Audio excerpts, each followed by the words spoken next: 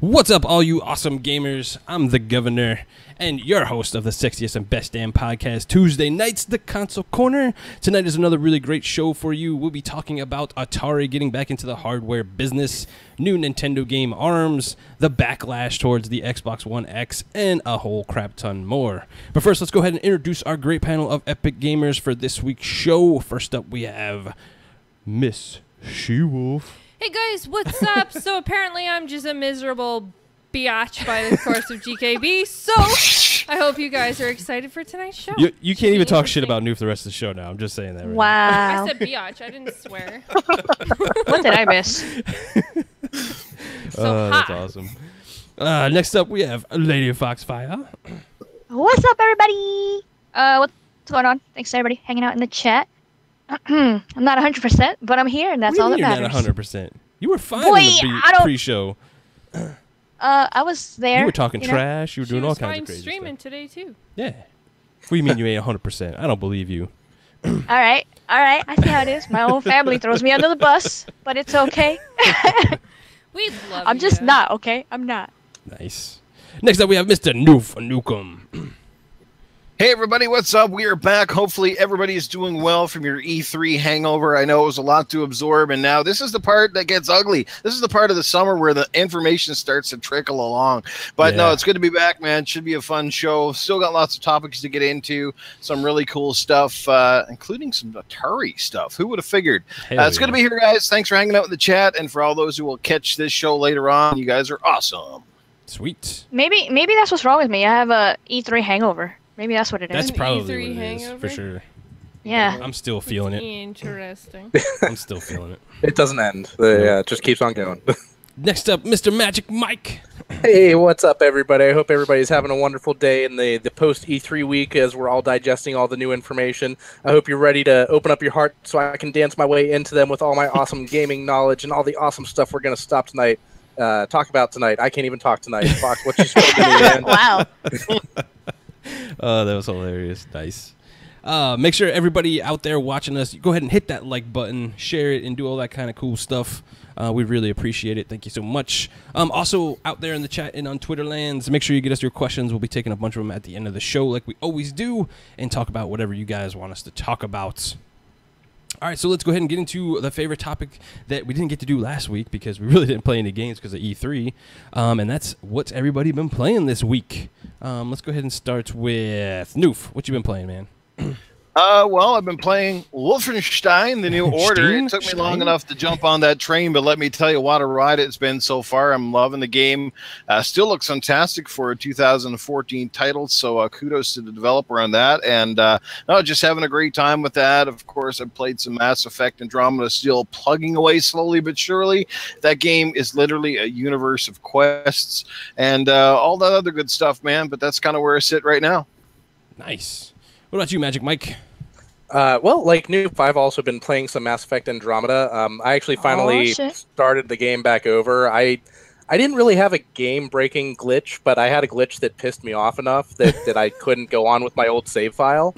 So started over new game. I actually customized the character, which I think actually works a little bit better with the animation issues that the game has had. So now I don't notice them because it's like, oh, well, it's my own custom character. It's not going to be flawless. And just like I'm not flawless. So that was a lot of fun getting back into that. And I've been, everybody's been going back to Wolfenstein. I went back to Doom. E3 Nice. seeing the Wolfenstein sequel coming out. It got me really pumped up. But I went back to Doom for some reason, and I've been playing the hell out of that a lot too lately. He saw that Doom VR and he was like, "Oh hell yeah!" Oh yeah. No, the play Doom that. VR did It's not all make me about go, the "Oh hell VR. yeah!" It made me go, I appreciate what Doom is. The Doom VR, I mean, it looked awesome, but I didn't like the movement. It was all about like teleporting from one spot to another. Yeah, that was weird. That's what I saw in that demo, and for me, like the Doom that came out last year, and even the original Dooms.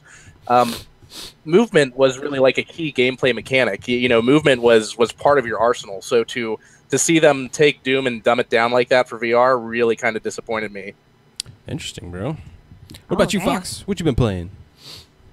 Just a little bit of a lot. Actually, yeah. I'll start with today. We played some Destiny, and it was acting up at first, but we eventually got it to work, and it was fun. So me and Cheevos were kicking ass earlier. We also played some Titanfall 2, which I think She-Wolf is done with officially now. She's like, I've had enough. It's done. And I'm like, okay, I guess I'll just I was I'll actually beat the talking shit to her story, about it. and was I'll like- be done too, I guess. I was like, stop playing that trash. Hey, he was so mean. Oh yeah, in the chat or something? Oh yeah, that was funny. He was mean. Yeah. What else? Forza 6, because of course we saw some amazing Forza footage that's coming out later this year, so I went back to Forza 6, and that was really nice. Nice. Battlefield 1, Gears of War 4. I got back into Gears of War 4, so now you're gonna be hearing that a lot over the weeks and stuff. And a little bit. I tried some Crazy Taxi, so that was kind of Crazy fun. Taxi. Yeah, maybe a Throwback Thursday video, maybe. Nice. Yeah. And of course, we played Soccer Cars with Mooch and Crappy in them. Oh yeah, I forgot So about that was a good fun. time. It was. Yeah, so I played a lot. I had a lot to catch up on. We were playing like Rocket League. Yeah, we were actually really terrible. So thanks everybody for all the kind words when we were playing. But Hashtag Mooch loves grass too much. it's pretty funny. Hey, if y'all are terrible, then I can play with Rasky. you and not feel like trash. Oh yeah, we were pretty bad. She made my night. She put in the hockey version. That was I cool. did, Yeah. and I got was so cool. much hate from everybody for it. I just hated the puck. It was just like stay up on the wall But for that like, the was longest awesome because like it was actually more challenging than the ball. time. What's up, I was good at Raphael? It blocking. was that weird one. That stupid mode where everybody was dropping through the floor. That was weird. Oh, as that was crap. terrible, bro. no. Terrible. That was That was funny horrible. too, though. That was She-Wolf. All She-Wolf. What's up, Raphael? What's up, Crap Gamer? What's up, 2E-Man? Knights King, Cyber. Oh, shoutouts. Yeah, Mizzle. All you cool guys. Thank you so much for rocking out. Xbox Mob. Yeah, we got a Two newbie in the shoutouts, chat. 'cause every time I Xbox do, I Mob get checking hate. us out for the first time. Nice. Appreciate it. She-Wolf, what about you? What you been playing? Rocket League with everybody on the Friday night stream. We also played Titanfall, like Fox was saying, which that just drove me crazy. Destiny. We played Destiny. We played Wolfenstein with our stream. And Town of Light. I played Town of Light, which was a very interesting game. That's about it this week. Nice. Let's see. I played some Or Zombie. last week. Trying to finish up that game on the side. Playing Wolfenstein with an ein, not an een. Big shout out to She-Wolf's little thing. What do you mean, my little thing? With a U, not an O. What? With a U, not an O. Wow. It was a I compliment. swear to God. It was you a guys- compliment. No, What do you it wasn't. You're insulting me like you always terrible. do.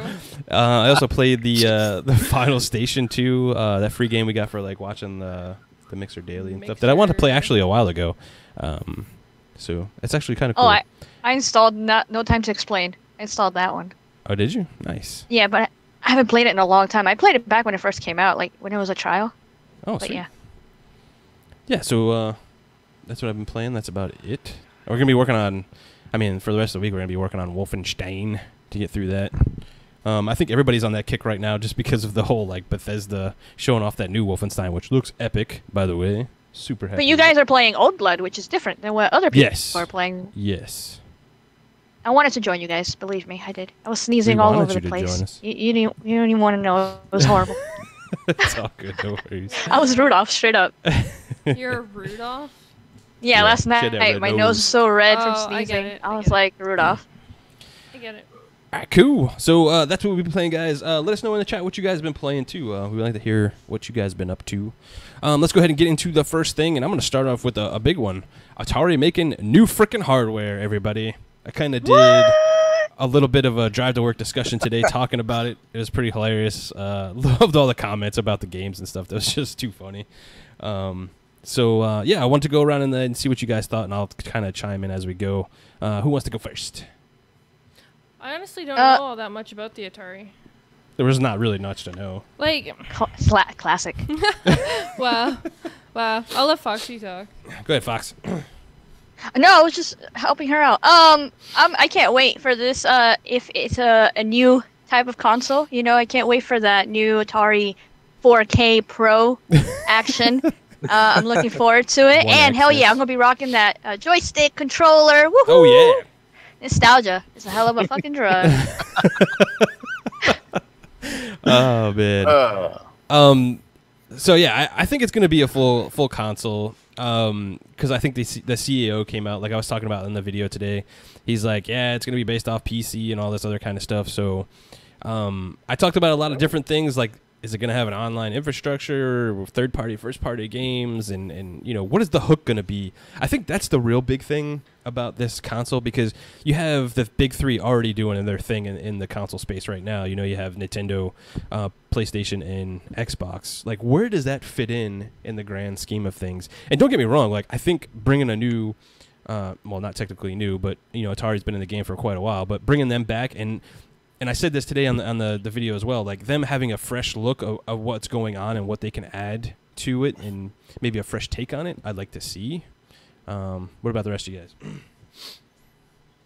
A fresh look with their games, I can see that, but like the way they tease the console in the trailer, it looks old school, so it looks like they're going back to that, and that's how they're trying to hook you with the nostalgia and the way that it used to look.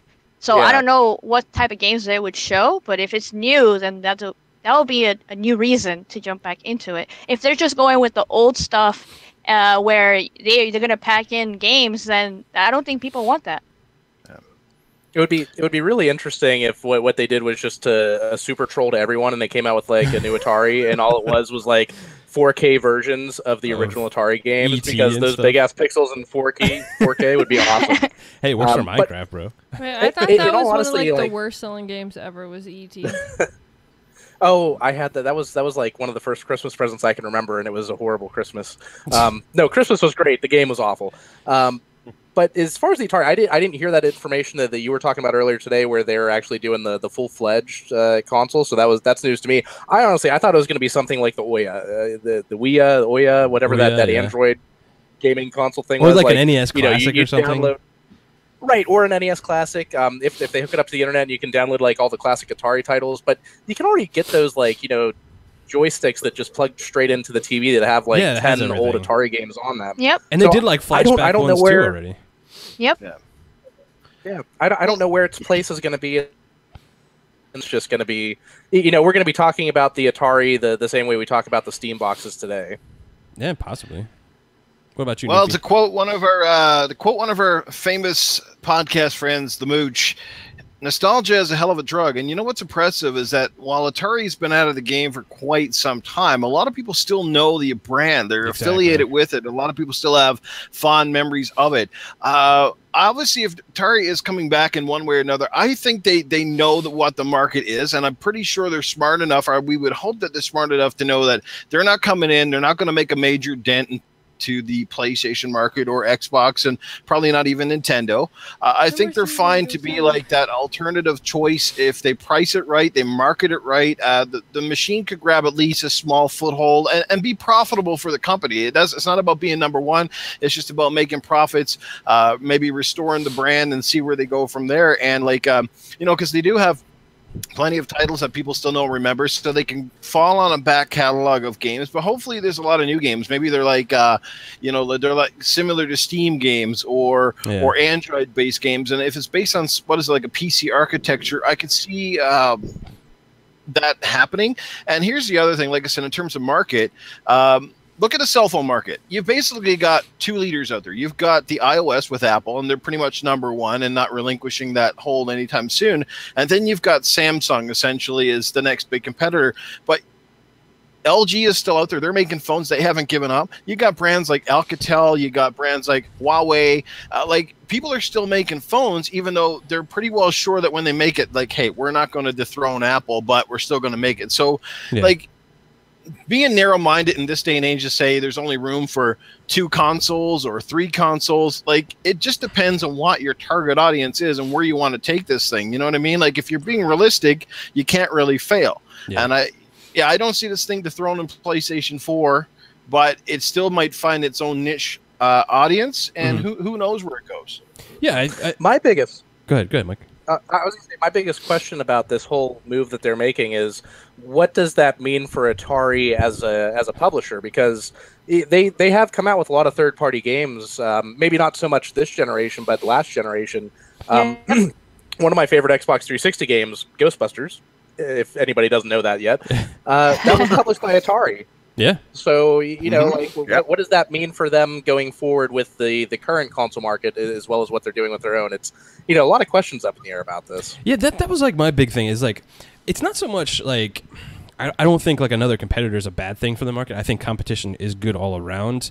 And when I was talking about like the whole fresh take thing is like they had a chance to sit there for like 20 plus years without making any hardware and seeing what everybody else is doing and where, you know, they can make strides maybe or improve on certain things. I mean, that'd be kind of tough like for Xbox. I mean, Xbox does like some really good stuff now. Not that Sony doesn't either, but I think Microsoft right now is like pushing gaming forward and is trying really hard. But Atari could also do that as well, as come out being very gamer friendly, you know, pushing new features that maybe like none of us even thought of or anything like that. But I'm worried, like, Microsoft's been in the game for a while, Sony's been in the game for a while. They have a big infrastructure for online play now. Like, I don't think you can even make a console today without having any online component or something, you know, and it has to be secure too to keep gamers, like, if they're buying online games and all that kind of stuff. Like, they need to really invest into that kind of stuff. And have they been doing that for a little while now? Like, who knows? Because now all of a sudden they're like, hey, we're making hardware. I hope they would, and I hope they're just not like putting it out there as like a whatever or something. So that kind of worries me a little bit, and I want to see, and I'm going to give them the benefit of the doubt because I want to see what's going on with it. But games as well is like another thing. Yeah, they've been publishing games and doing all that kind of stuff, but how many IPs do they own that they can build for this? Because I think their starting lineup, they're not Nintendo. Like, Nintendo can pretty much just say, I have one game, and fucking people will just buy the shit out of it. I don't think Atari has that kind of clout these days. Well, see, that's what my question was going to be. Like, really, like, they're known for their older games, obviously, but how many people would actually want to play those kind of games? And where, say, you have Nintendo, that of course everyone is well known with, and like you said, can drop one game. Heck, look at the NES. They only released so many, and people went crazy for the things. Yeah. And it only had 30 games of their old games. And so for Atari to now try to like come in, and plus, if they're trying to make like their own standalone console, like what they did previously, like in the past and stuff, are they trying to compete with Xbox and PlayStation? I don't think they are. No? I think they just want a piece of the pie. I think they're going to have a big old marketing campaign that says, for all you people who've been daunted by these new improved controllers that have 10 buttons, we've got the controller for you. One joystick, one button. If you can't press it, yeah, do we actually know, like, Atari isn't going to be upping all of their stuff? No, like, we don't know. System like, with the controller. I think it's smart, like on Atari's standpoint, to kind of still have the system look like the old one, because that is going to play on people's nostalgia. Well, but it still has to look modern enough to be appealing for today's gamers too, because there's a lot of gamers out there now that doesn't even know who the hell Atari is, besides maybe they published a game that they like, you know, what Mike was saying there and stuff like that. So I don't know. It remains to be seen. But I mean, if they come out and they show a really fantastic console, it's got the power to run. That's the other thing. Is it going to have the power, which I think it will, since they're saying it's based off of PC architecture and all that kind of stuff, to run today's engines? Like, that's another point, because as you can see with the Switch, it's a little underpowered comparatively to the rest of them, but they can still run Unreal Engine 4. They may not be able to run Frostbite and all that kind of stuff, but they could still hold up multiplayer games if they throw them at them. Where Atari, we don't know what they're going to be capable of and what they are. Like, if they're going to try to come into the gaming world with an older system and try to stick to the basics that they already have, they're going to end up being like Mad Cats, and they'll get pushed out just like they did. Yeah, I mean, it's a possibility. I mean, their last system was the Jaguar, and that sold like 250K, and the fucking controller was terrible. I'm sorry. It's absolutely absurd. Yeah, and Jaguar was positioned to be like the first 64-bit system, and realistically, outside of 1 or 2 games, most of the games never looked any better than like Super Nintendo or Genesis games. You know what I mean? Exactly. Or you know what I mean? Well, it was really hard to develop for too. Expensive? I don't know if the games were expensive for Jaguar. I know the console was like $299 or something like that. Well, that was also at a time when the Super Nintendo games, like, depending on the cartridge, it could have been more, like, they didn't have a set price point for video games at that time. No. I don't know why, like, my friend down the street, like, when I was growing up, he had a Jaguar, and I just remember, like, you know, his parents were rich. He had, like, every video game console. That was a rough time for consoles back in the 90s, but, yeah, he had, like, the Jaguar, and there was something else he had, and I just had my Sega. You know what's crazy? Donkey Kong Country came out, was it 1994, and that looked better than most of the games before it and after it for 5 years. Yeah. Thank you, Xbox Mob. We tried, bro. We tried to give you guys a great show with high production value. Thank you. When I think about Atari, I just think about like 70s and 80s. And if they can grab one of their old games and revamp it and just completely remake it from the ground up, I think it would appeal to a lot of people. To see some of those games, especially if they're exclusive, and that's the only way you could play them. Yeah, because they're not going to release them over on the Xbox or the PlayStation. Like that would be like the hook, is like bringing some of them like old nostalgia games that like tugs on your revamp, but revamp them. Because like we were making a lot of people in the chat like today when I was doing the live stream was like talking about like Pitfall, kind of like Uncharted or like Tomb Raider. And all that stuff. Yeah. Like, that makes absolutely complete sense, and I'd be like, that would be awesome. That's really cool. Hey. What if this new Atari is like a VR headset? I hope not, dude. Then I'm done talking about it. Like, no, I'm kidding. Yeah. Well, no. Like, think about it. If you could take all the original like Atari games, like all the big like cabinet arcades, and like put them into like a 3D VR world, like even Pong becomes a lot more interesting at that point. Yeah, make your eyes bleed. Sure. So I don't see it, bro. Become that game. What is that game with Adam Sandler? Or that movie with Adam Sandler? Pixels, where everything just like comes to life. I just saw that over the weekend. Is that what made you think about it? Yeah, that's exactly what made me think about that. Oh my god. Who would not want to play it if it was like virtual, like AR style like that? Like that would be insane. Yeah, that'd be pretty cool. I don't know. Whoa, I don't know about that. What were you going to say, Foxy? No, I was going to say, a lot of people are really interested in this because the Atari box trailer thing, it actually got like over 1 million views. It got like 400, actually like 4K likes and only like 300 dislikes. So a lot of people are really interested in this and they want to see what will come out of this. I am surprised though, because I think you mentioned this earlier, was why didn't they mention it at E3? Yeah. That was kind of weird. That would be like a big splash. Be like, I think that would probably even take some of the steam away from the Xbox One X. It'd be like, oh my god, Atari's making a console coming back. Holy crap! Yeah, it would have made sense. Don't forget though that Atari was part of the reason for the video game crash back in the 80s. I said that too. I was like, oh. So we could be like super excited for Atari, but at the same time, there you go, man. I can picture it now. VR Pac-Man, where you're basically like Pac-Man and you're in a maze and you got to chase them literally. That would be awesome, though. Do you know how many people I'm with like? Fox, no. Well, wait, no. No, wouldn't that kind of suck if you're like running and you like actually run the wall or something? That would be terrible. Right into the wall, done. Yeah, like that would be game over, man. Game over. For sure.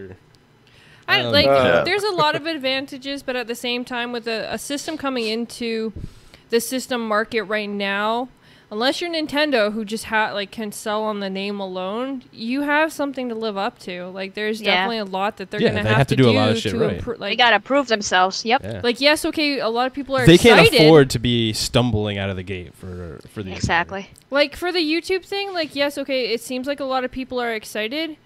But a lot of people can click on something and get a view. Doesn't mean they're excited for it.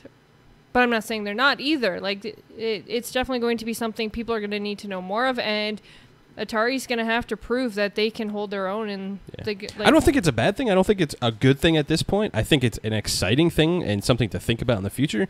And we have to see Like when they show it off fully, like what is it going to do? What is it going to be for us, the gamers? Like what kind of online support, chat support? I mean, there's a lot of things that they got to talk about that wasn't part of back in the day, like back in the 80s and all that kind of stuff. They have to do online because they have to. They have to do chat too. Yeah. Nintendo, get your shit together, Nintendo. They're still working on that shit. Yeah, the phone, the headset, and the game. Like no. Nintendo, no. Nintendo, I'm talking to you. But no, that is true. Like when it comes to Atari, like if they don't do online, like okay, so like, I don't play with the 3DS. Here's the other side to like online, right? Like let's say they're doing more of a Steam box scenario. Like then you can kind of like open it up to like where it's kind of like PC, where they let the games have their own online kind of thing for like multiplayer and all that kind of stuff. Yeah, if you're doing it that way, like if it becomes like a Steam box, then yeah. But then at the same time, how's Steam box doing these days, guys? I don't know. Yeah, right. Not good.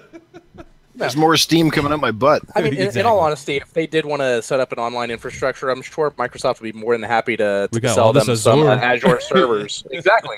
Like, Microsoft doesn't care. Hey, yeah, you can use our Azure servers. We'll give you a discount if you make it cross-play with our systems. Go ahead. Yeah. Oh, shit. There you go. I wouldn't even doubt that they're actually in talks. Like, who knows? To do cross-play, like, with another system like that. But then it comes down to who exactly Wouldn't that be is some going funny to shit? You buy didn't it, see the Atari though. thing and like you have to log in with your Microsoft account. That would be Oh, odd. shit. I would die. That'd be hilarious. That was a good conversation. Did Atari just buy Ouya and make a new system? I know, right? We're just gonna use. I'm gonna Ouya's. keep an eye on it. I'm actually intrigued. I'm They intrigued got as me. well. Yeah, I think it's going to be like the NES Mini, but if they announce something different, then I'll eat my words because that's all I can expect out of them. I thought that too, Mike. But like I keep going back to why would they have this cool little teaser for just like an NES Classic type thing, and then say it's based off PC? I mean, you could literally run like Atari games off a fucking calculator. Wasn't the NES Mini was in a way you could say it was based off a PC because it was running that one OS. What was it? Crap. But anyway, there are PC components in every gaming console. Oh yeah, absolutely. So yeah, the Atari could be based off a PC, but that doesn't mean it's going to be like I'm just saying, like rig you could run Atari games like off a friggin' graph calculator these days. Like it doesn't need like anything important in it. Like you know what I'm saying? Yeah. I just don't see them like making a big statement like that and then coming out and being like, oh yeah, guys, sorry, we just said it was a calculator. You know, it's kind of like PC. Hey, I heard the PS4 Pro tried running an Atari simulator in 4K and still couldn't do it. And on that note, let's go ahead and hop over to I think that was a great topic about Atari, and I agree with Fox. I think we'll just take the wait and see approach and see what happens with it. But let's talk about some ARMS. Let me just end off and say this. If it was Sega, it would make a lot more sense because Sega's still like big and they've got so many properties. So like if Sega came back and did it right, they could make a dent, but they got to leave behind the past. Yeah. And you know what I mean? Well, here's the that other would thing. be the first one in line. Yeah, to that point, like I love the Dreamcast. I think it was like their best system they ever did. But maybe they're taking a look at Atari. Like maybe Atari comes out and does okay. Like let's say they're doing profits, they're doing fine, they're gaining a player base and all that kind of stuff. Who's to say that Sega doesn't take a look at that and being like, you know what? We've been itching to get back in the hardware. It might be time. Like Atari's doing well. Why not us? It always could happen. But let's go ahead and get on some Nintendo stuff. So ARMS came out. It's got a bunch of reviews and all that kind of stuff. And I was actually really surprised at how good the reviews are. It deserves it. It's a really fun game. Yeah. I mean, Mike got to play it. I haven't got a chance to play it yet. I'm going to gamefly the shit out of that and try it out. My reservation, and I got to be fair because I do this to other games, I don't like the price point of it because it doesn't have a single player. It's all pretty much like a multiplayer. Yeah. They have like no story and all this other kind of stuff. So I will ding it on that. I think $60 for that kind of a game doesn't sit well with me. I think it'd be much better off at 40, if not even lower. But what do you guys think about the ARMS game? I didn't know there wasn't. Go ahead. No, you go ahead. I was going to say.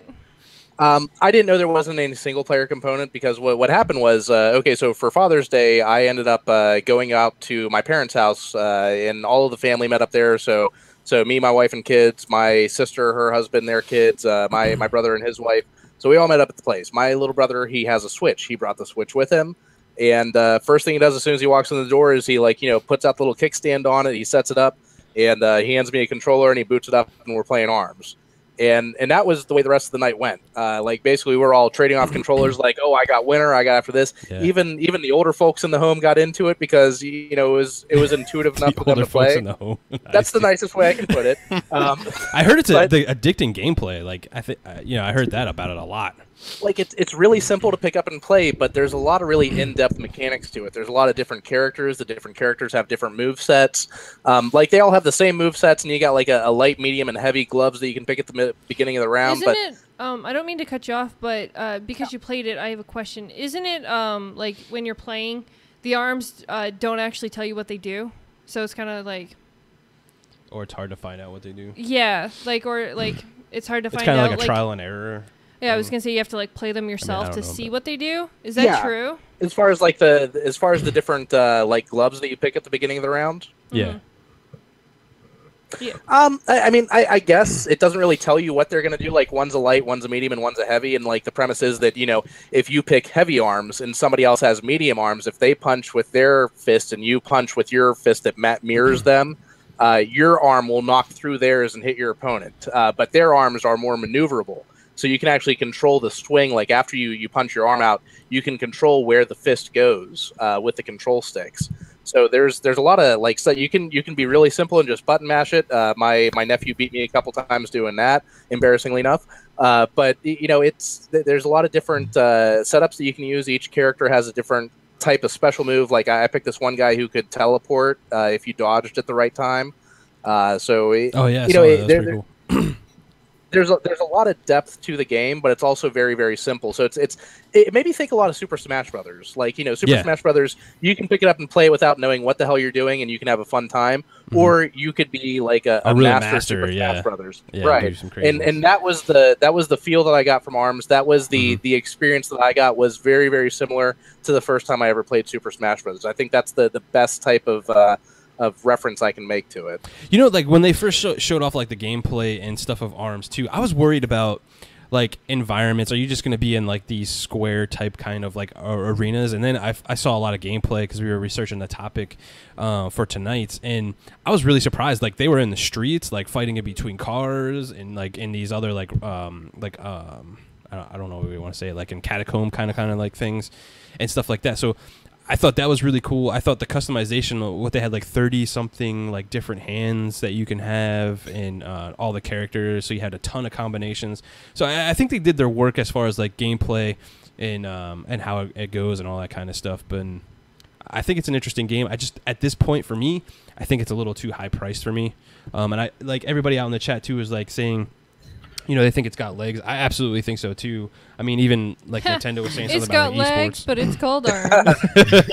God. Well, I've read a couple. I've got a Switch. I've read a couple of reviews. I've seen some videos on it, and personally, it's just not a game that appeals to me. It's one of those games. I'm sure I would like it more if I played it because it does look like it's a ton of fun. I just can't justify plopping down $80 Canadian for a game that I'm going to play for 20 minutes and maybe only when my friends come over. Now, back in the N64 days, having 3 or 4 buddies come to my house to play a game, that was easy back then. But now, my wife doesn't play these games with me. So when I'm going to sit there by myself throwing friggin' punches at the television set, looking like an idiot, I just, I look like an idiot any day, whether I'm playing a game or not. But you know what I'm saying? It looks like a good little game, but more of a novelty game. At $40, you could. There's an argument to be had there. Yeah, it looks kind of to me. Every time I watch it, it's kind of they kind of took the punch out premise, but they kind of took Punch Out and combined it with the original Wii boxing a little bit. You know what I mean? And I suppose the motion controls are good because that's always a key thing with these types of games: is do the motion controls work and work really well? Because nobody likes those games where you're just flailing your arms and it feels like you're not actually. The character's not doing what you're actually trying to do. It's kind of funny too. When you bring that up, I watched a lot of reviews on it, and people would say they'd rather play with the Pro controller with it. And then I saw a couple that would say, the move controls aren't that bad, but I'd still like to use the buttons and stuff. So I don't know. Let me say this. So my brother he has the Pro controller, and he was able to. What are the two little like move controllers that come off? Yeah, the Joy-Cons. He put those on their little like the controller mount that you use when you have it like in the dock mode. And eventually, as the night went on and more people wanted to play it, he brought the dock too. We hooked it up to the TV in the living room, so we were playing on a bigger screen. So we weren't using the Move controls. We were using either the Pro controller or the Joy-Cons on their little controller dock thing. But like I said, it was still simple enough. And you brought up the analogy to like boxing. I didn't really get a boxing feel out of it. Like I said, I mean, the best analogy that I can come up with is that Arms is a lot like Smash Brothers in the way that it plays and the way that you can, all these characters have these identical move sets, but each character is kind of unique. I don't know. It was a lot of fun, but I don't know. Again, I didn't have any alone time with the game. I didn't play it, against AI or anything like that. So from that perspective, I can't comment to that. But as far as like it being a great party game, I can't speak enough to how fun it was to have my brother bring this over and experience this game. It was a great time. Nice. I think that's ultimately what it comes down to. As long as you're having fun, it's a good time.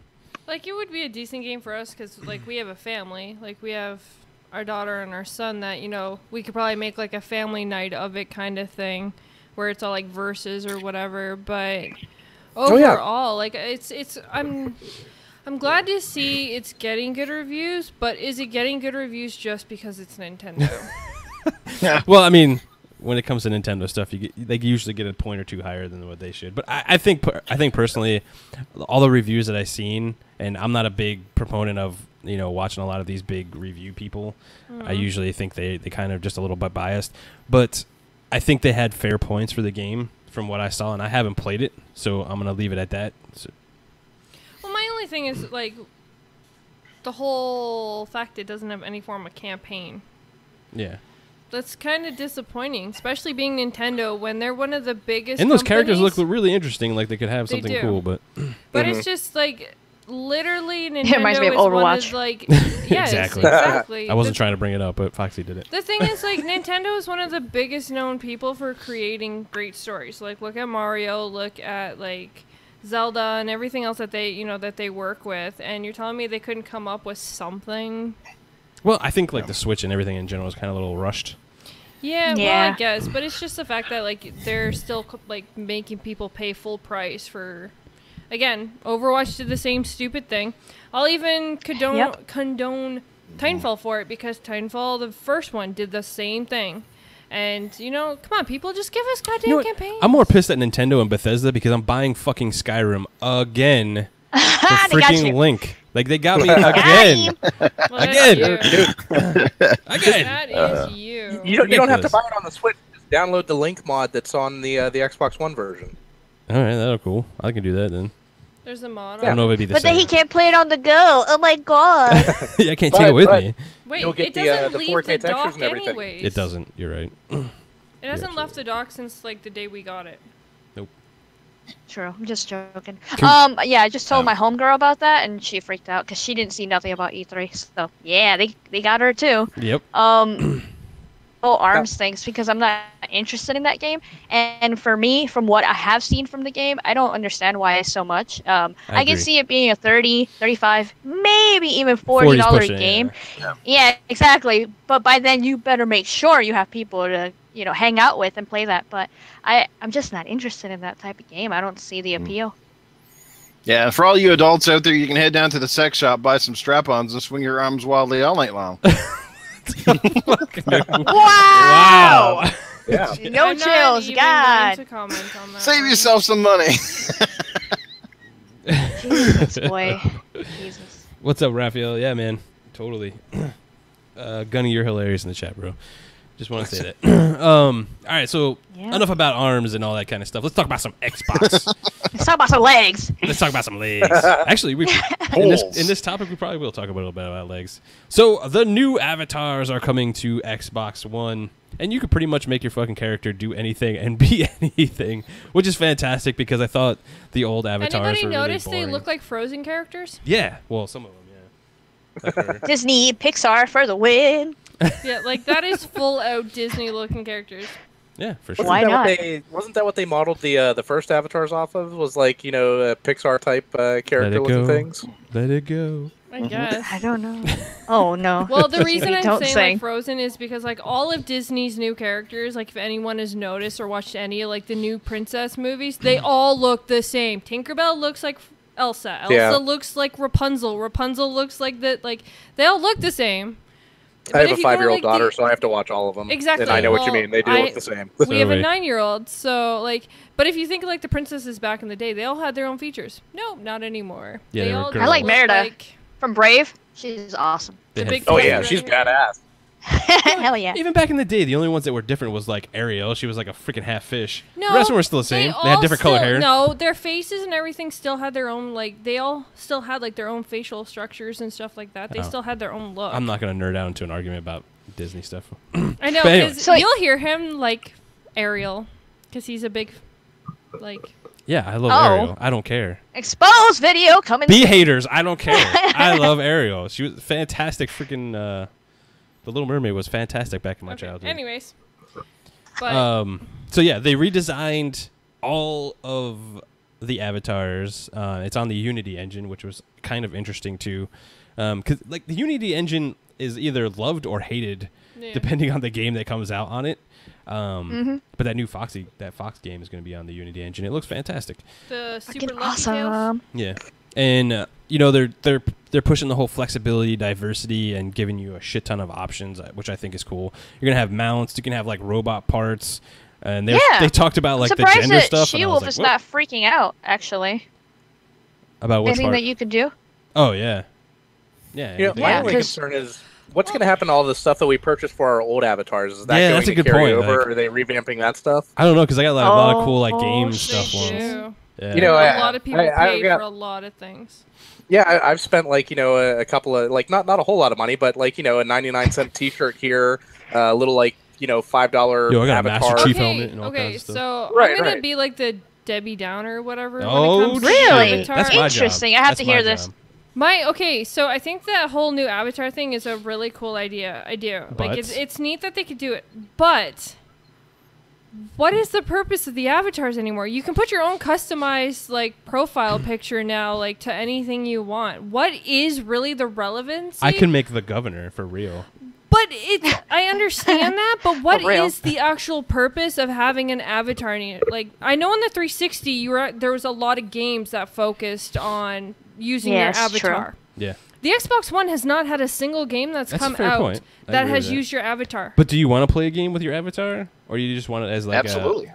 Okay, well, Noof does. Oh, if they do like 1 versus 100, I'll be in on that. I'm sure there, Oh, I'm okay, sure see, if that there makes was sense. games, like I'm sure if there was Well, games. like, what about those games? Like what Mike was saying, like those kind of like party type. But games? will those games be like? I know there is like those Like, party I games, don't but think- will those adapt to the new avatars? I don't think they're gonna go and rebuild the whole avatar system and not implement it in just about everything you're gonna do on Xbox. Like I don't We'll see them not doing that. We will see. Like I do love the fact that I can actually like two-tone my hair. Yes, They I like the actually- color wheel stuff. Like you can change all the colors. You and can have everything. like two Well- different colors of hair and all that kind of Go stuff. ahead, Noof. I don't know if anybody remembers PlayStation Home back on the PS3, Oh but my god, I was gonna bring that up, was- bro. that was quite good. You know what I mean? Like it developed over time and it became an identity unto itself until they eventually closed it down. But it had this. It was so cool. I mean, if you ever played it and you got into it, like you were playing games within this like world, you had houses and customization, and maybe that's where they're going with that. Like you see, it's huge in the cell phone market these days, where Yeah. people they have customized. Dashboards on their phone. They have customized cases, and I think before the avatars were maybe just a little too kiddish looking, like a little too basic. But with the highly customized avatars now, looking like Disney characters, I mean, I could see so many games implementing like the avatar design in there. Maybe they'll build games from the ground up that like Avatar Adventures or a new Joyride game or Like a kart things racing that would game. use the avatars. And it's just again personalization. It's a way to make. The more you're invested in your console, no matter how that is, whether it's a game or it's a bunch of apps or it's avatars, the you are to trade it in or get rid of it. It becomes your identity. It's just like you said, our gamer picks.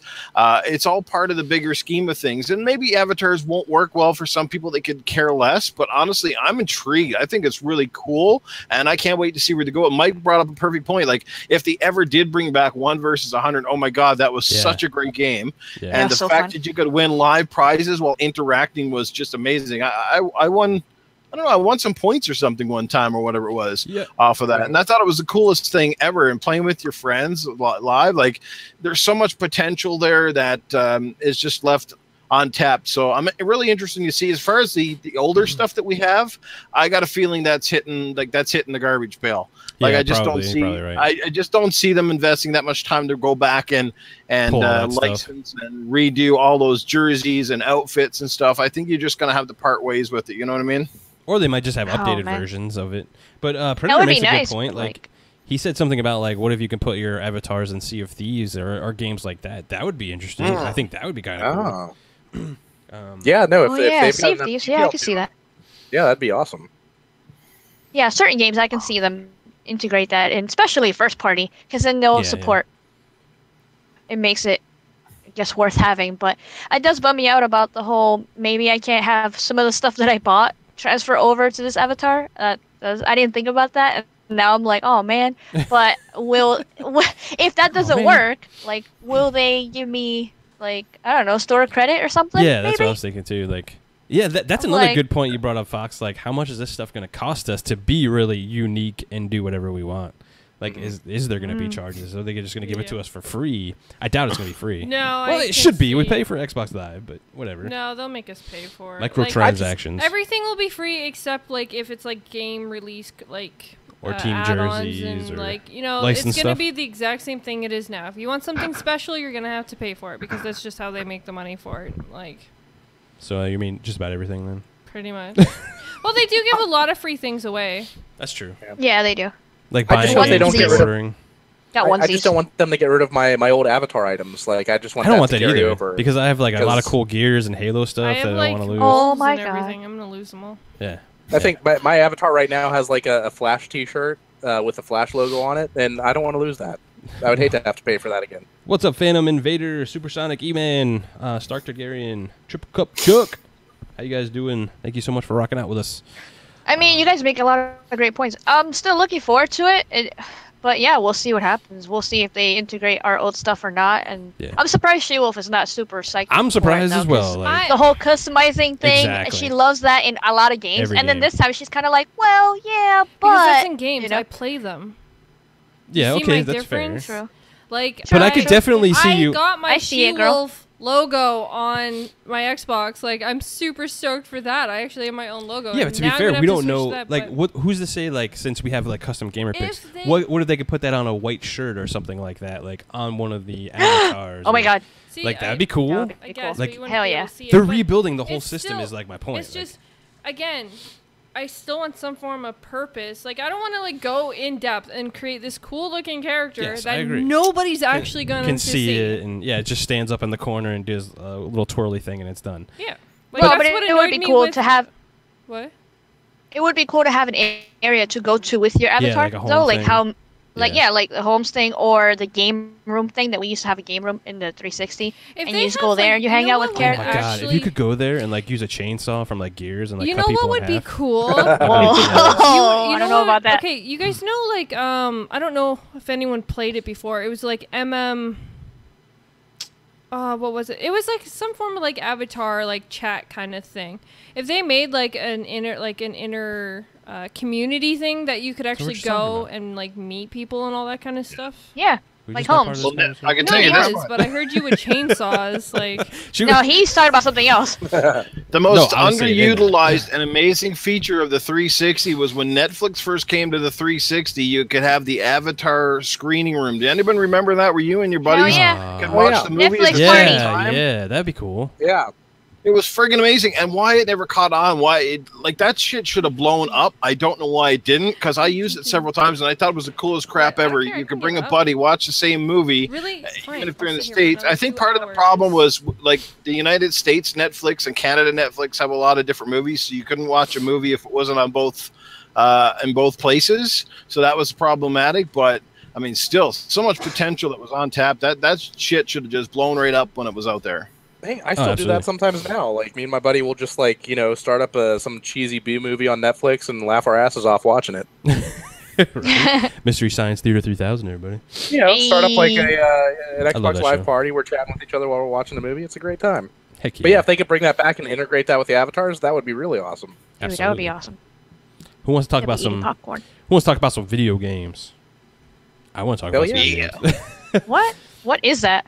Oh, I don't know. So let's go ahead and move on. Phil, on first party titles, he signed some new stuff. I kind of got this as like a general topic, but we're gonna have Horizon Zero Dawn on the Xbox, guys. Yeah, right. Not really. I think they're gonna be working on a kind of game like that, which I'm totally cool for because I love Horizon Zero Dawn. I thought that was a fantastic game. Very nice. And I can't wait to see that. I do. All right, so I'm gonna be negative Nancy right now.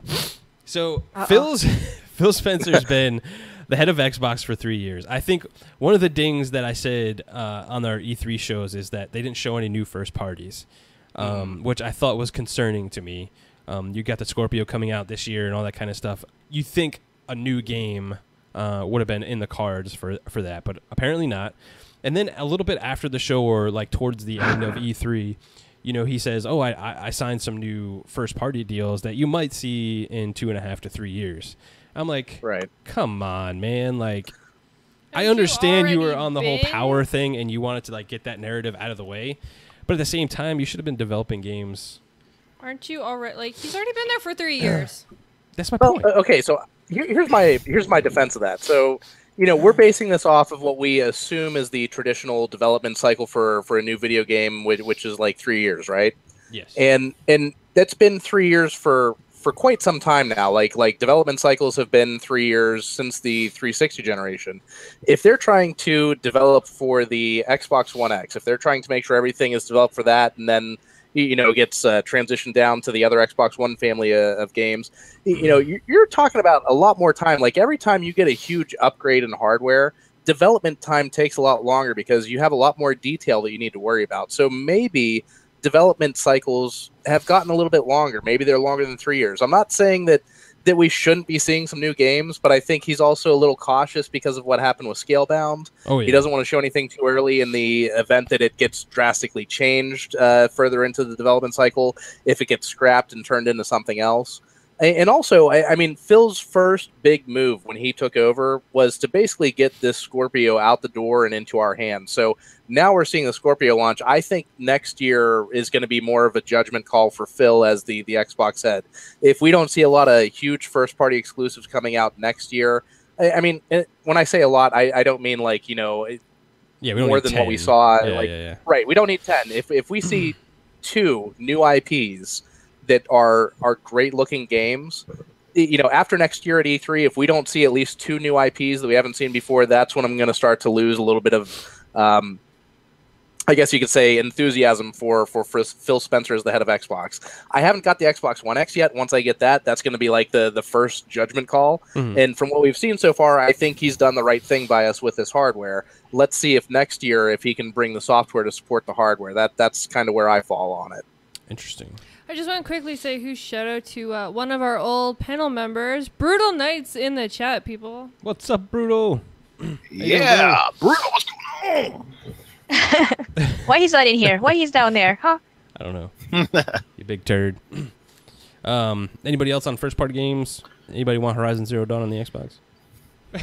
Well, it really depends. I mean, obviously, the market seems to enjoy those style of games in general. I mean, Uncharted has done pretty well. Horizon's done pretty well. The Last of Us did well, and I'm sure The Last of Us 2 will do extremely well. So, that's just the way things go. Everybody tries to carve out a niche, and when they hit lightning in a bottle, everybody will kind of imitate. I mean, Halo came out and was lightning in a bottle from Microsoft years ago, and there's been so many imitators ever since. Now, whether they hit those same levels and heights remains to be seen. One man's treasure is another man's trash. So it just depends on your perspective. But I'm all for it. I mean, if they do a good job, they do it right.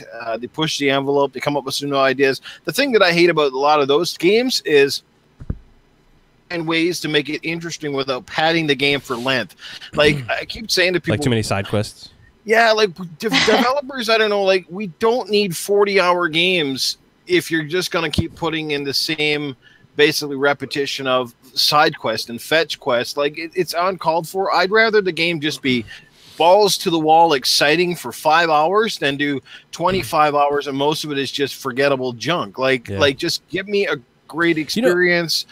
That's what I want. To cut in there, like I agree with you, man, and I think the problem is like we're pushing this whole resolution narrative this generation, and we haven't seen enough like innovation in gameplay. Because for me, like gameplay is king. Like then it's frames per second, then it's graphic fidelity, and then resolution. Like that's like on the bottom of my thing.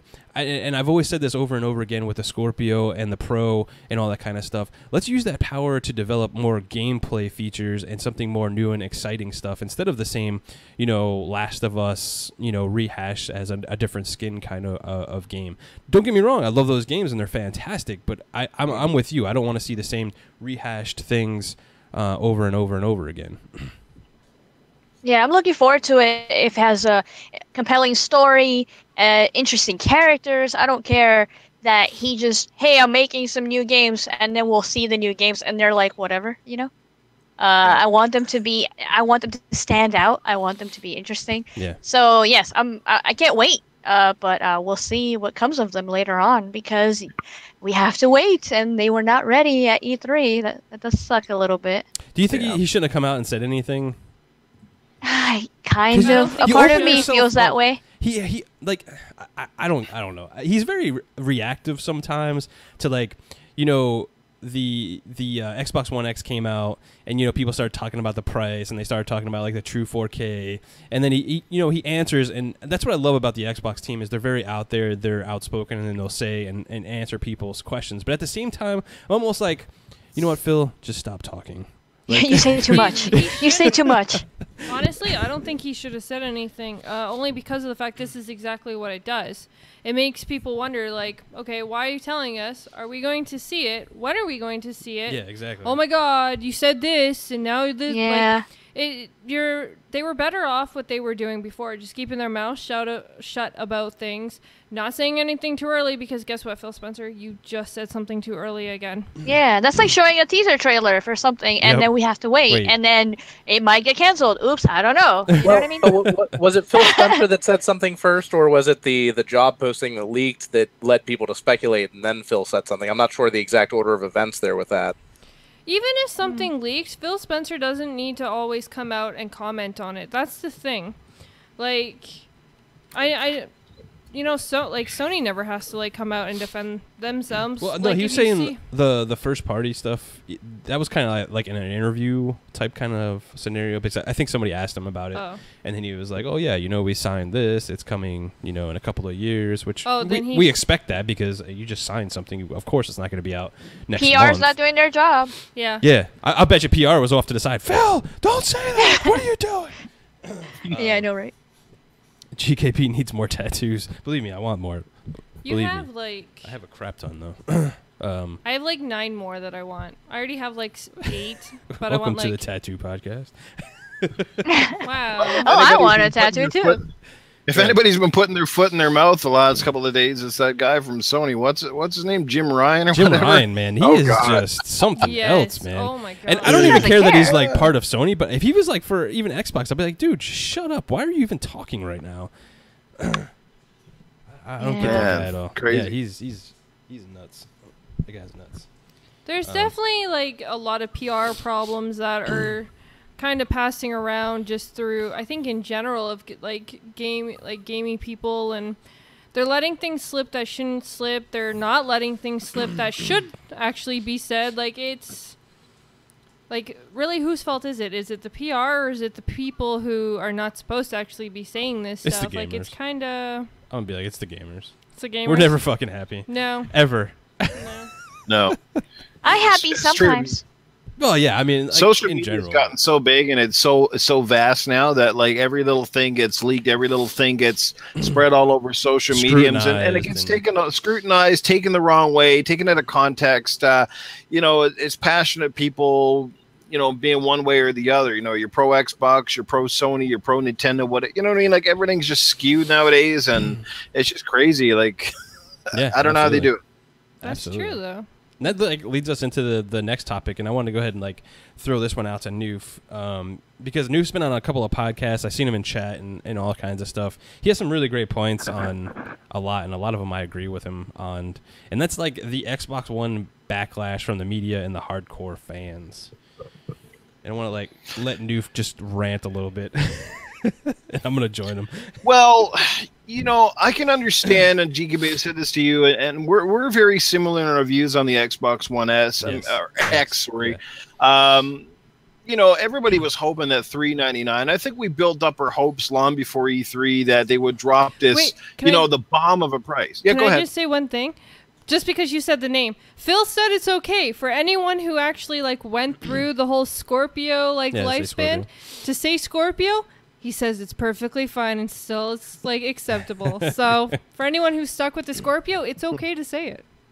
It's okay, people. Yeah, sorry. We've gotten used to saying that for so long, and it just doesn't roll off the tongue as easy. Xbox One X. You almost have to say it's in syllables. You have to overpronounce it. Or really just Xbox would make if you want to go that far. But seriously, that wasn't. We built up that disappointment for ourselves, to be honest with you. You know what I mean? That was on gamers, because a year ago, if somebody had said those specs and said $499, we'd have all been like, holy shit, $499, are you kidding me? But we built it up. We got it in our head that Microsoft would just drop the bomb with this big price, and then the show would take care of itself. But they did a great job with just announcing a sexy console with power to spare, all that sort of stuff. So, but price outside, I think for the most part, people that are techie enough know what they're getting in the box. And I know there's a lot of arguments out there that, hey, we're not seeing as, demonstrable difference as we'd like to see. But after sitting back and weighing it carefully, I think, right now it's just too early to say. I think in a year's time, and I think some developers have also stated as much, that in a year's time, when they've had time to really play with this box, when they're starting to, develop right from the ground up, and they're thinking of the Xbox One X in mind, I think we're going to see the fruits of that labor. It's just going to take a little longer than we wanted. And like I said, at $499, the tech is right. The games that you will have on it are going to look fantastic. There's going to be the odd developer and the odd game that, for whatever reason, may not exploit the system much at all. And that's a shame, but that's on them. That's not a Microsoft thing. That's on the publisher and whatever kind of bullshit that they're playing games with there. But overall, I think the feedback has been pretty well. Yeah. Even there's PC crowds that are kind of envious and are actually admitting this is a pretty damn good piece of tech for $499. So yeah, man, like I said, it's out in the wild. It's there. It is what it is. You either accept it and like it and buy it, or you know what? You have a perfectly good Xbox One S to play as well, where your games are still going to look damn fantastic, and a great deal at $249 with a freaking 4K Blu-ray in it. You just cannot go wrong this holiday season. Yeah, man. For me personally, I still have. I mean, yeah, we got to give them time. Some developers have just only had the dev kits for a month or so their games aren't totally optimized, and I'll give them the benefit of the doubt at this point. But I still got to go back and say, I get that Phil and the team isn't going to mandate things in the developers. They're going to let them do what they want to. I personally think that might be a mistake for some of the developers out there, as we've seen with the generation. They really don't. They're going to make one version and just kind of let it go for all of them.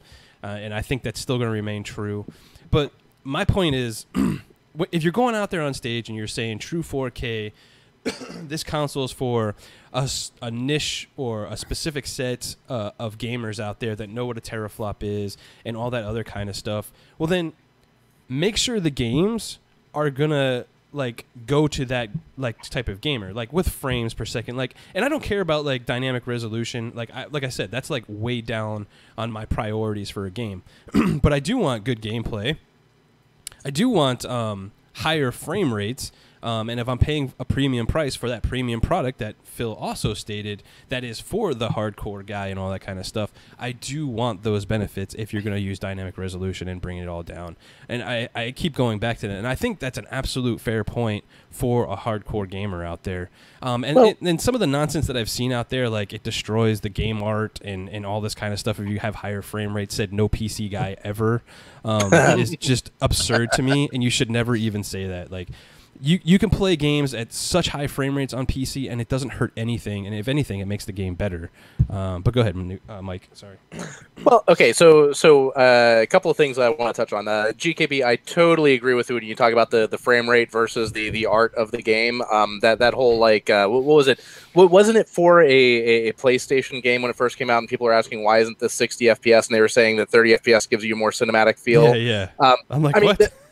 That's complete bullshit. That's basically their way of doing some sort of political spin on the frame rate. Higher frame rates are not going to make your game less artistic in any way whatsoever. Exactly. That being said, Noof made a great point when he was going through his little spiel there.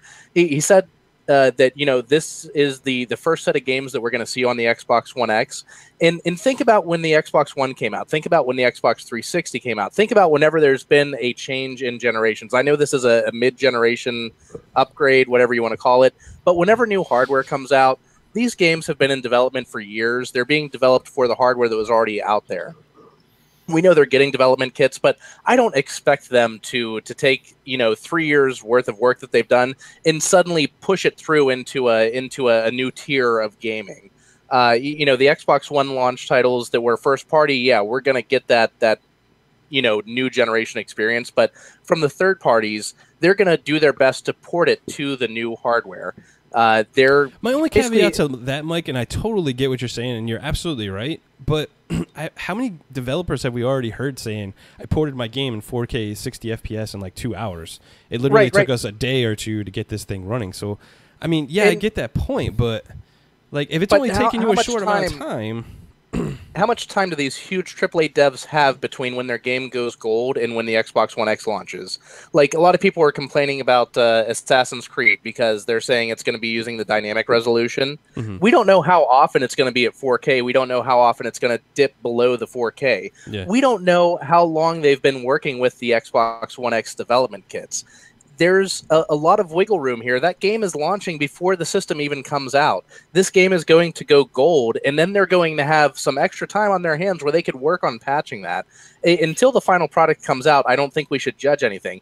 Yeah. Am I disappointed that we're not seeing 4K on every game that is going to be on the Xbox One X?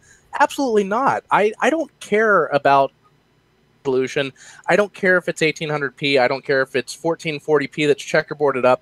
And I don't care what people say about me if they think that I'm, being some sort of a hypocrite because I've, said things about it. I've never said anything negative about the PS4 Pro not being able to do native 4K.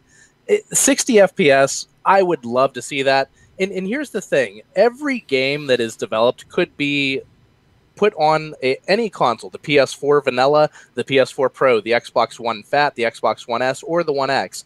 Every single one of these games could be launched at 60 frames per second. Not every game needs 60 frames per second. It's still a better experience for us. There's no doubt about that. But, there are some games where, like take an Assassin's Creed game, it's not a Twitch-based game. It's not a competitive shooter or anything like that. I'm all right with 30 frames per second if I get amazing visuals, if I get effects and particle effects that I haven't seen before, if I get bigger draw distances that I've never seen on a game until the Xbox One X came out, and everybody's saying they're not seeing that big of a difference between what we have right now and what the Xbox One X is going to be. How can you legitimately say that without comparing the two systems side by side on the same TV screen? Yeah, I think they're also coming from the perspective, and I'm kind of in that camp too, is I've seen what on PC, so the demonstrable difference for me on the Xbox One X isn't really that big to me because I've played on PC and I've seen what 4K on a PC running at 60 FPS can do and the draw distance and all that kind of stuff. So for me, it's not really that big of a deal. So I could see that point, but if you're talking like I've only played on this console and now I seen the two, yes, you should definitely see a difference and not like try and talk that off. But I can see...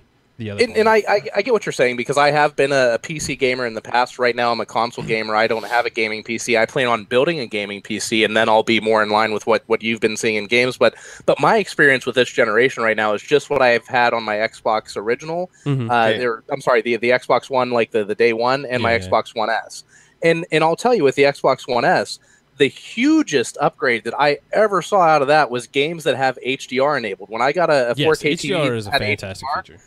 Holy crap. I don't care if it's at 4K anymore. If you give me HDR and better effects and better particles and more detailed textures, see, I'm all in for a 1080p That's what I'm game. like. See, that's what I'm saying, Mike. It's like that's what I'm trying to like get at with a lot of people out there, because I think they run with the 4K thing, and that's not where I'm ever going with it. I'm like, I've always said, like, when the Scorpio was announced, like, just do 1440p, 60 FPS on everything. I'll be happy. I don't need 4K. Hey guys, go ahead, man. I got to interrupt you. Tech Talk put over on Discord, and this is hilarious. This is the kind of shit that we got to put up with already as Xbox fans and as Xbox consumers. Obviously, I think Amazon or somebody now is doing pre-orders, I think, or at least it seems that way. And one person's already writing a review of a console that's not out. He gives it 1 star out of 5, mostly because of price, but also here's what he says. It's Haley M, and he goes, 1 star, mostly because of the price, but also because it has 0 exclusives. Still, I'll buy it because I buy all the consoles and handhelds. As far as power goes, it gets 4 to 5 stars for me, not 5 out of 5, because it can't play all AAA games at native 4K 60 FPS. Oh my God. Well, what's your take? I don't understand what he's talking about, like, with the exclusives, because they said 22 of the 40-something games that they showed were console exclusives. So yeah. I don't know where he's going with that. Don't stupid people realize that Amazon is not for you people to comment on something that isn't out yet? That is for when you buy a product, you get the product, you actually use the product, and whether you're happy. Do you people not know how to review shit? Like, seriously. That's my only stance on all of this. These people that are giving like 1-star reviews, let's be honest, how many of them are legitimately buying this system? These are, PlayStation fanatics or PC fanatics that want to do anything they can to bash the Xbox. So I wouldn't be surprised if like, let's say that Haley M or whoever it was, let's say they're a PC gamer. I wouldn't be surprised if you could find a review for them on the PS4 Pro saying it's a piece of crap too. Yeah. I don't know. I think there's like a mixed. That's true, but I'm just saying, that's crazy. I think there's like a lot of mixed bag out there for the Xbox One X, and I mean, if you're happy with a product, absolutely go buy it. Like, I think it's a fantastic price. I just think, from my perspective, as a hardcore gamer and the stuff I want to see, it's not really hitting it right now for me. We're still getting one. I'm not like telling anybody not to get one. We're getting one, but it is in great donation by Sanjabot. I am going to say that. He graciously helped us buy one console. The second console, chances are we are going to hold out until next year. I am going to be straightforward about this. I do not, me personally, think that we need a second one at this point in time until they can really show us what it can do, and it's worth. Yeah. And like, we're coming from the perspective of like, we game on PC, we game on Switch, we game on like everything, right? Like, we've seen the best of the best, and we don't really care. We still game on the Xbox, and we love that platform. So, but we will have a one for all of you guys to see an unboxing, and I'm sure GKB will actually end up doing side-by-side comparisons. So make sure you guys watch for those as well. Go ahead, Noof. Well, and I'm just in the boat where basically, if somebody was watching now and had to ask me this question, should I or shouldn't I? This is how I basically put it to them.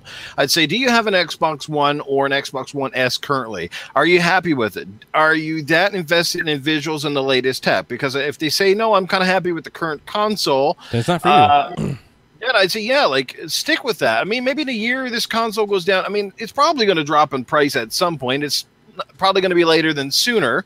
But again, and I think Phil and them have illustrated that point several times, they're not saying don't buy one. They're just saying this console has a certain market on its own. Either which way, Xbox wins. If they sell an S or they sell an X this holiday season, I mean, they're winning without even selling. It's not like it's a different set of. It's not like it's a different set of software that people are buying. Do you know what I mean? Like, that's the key catch here. This is an extension of the brand console where it's like, yeah, your other one's obsolete now. So it's a win-win. And if you're stuck on cash and you don't care about visuals, Xbox One S is an amazing console to get and great for the money. And if you are hardcore and you want to show off that brand new 4K TV you just invested in, I think this is a great console to upgrade, or if it's your first console, it's almost a no-brainer. I just tell people, look, if you're gonna go for the best.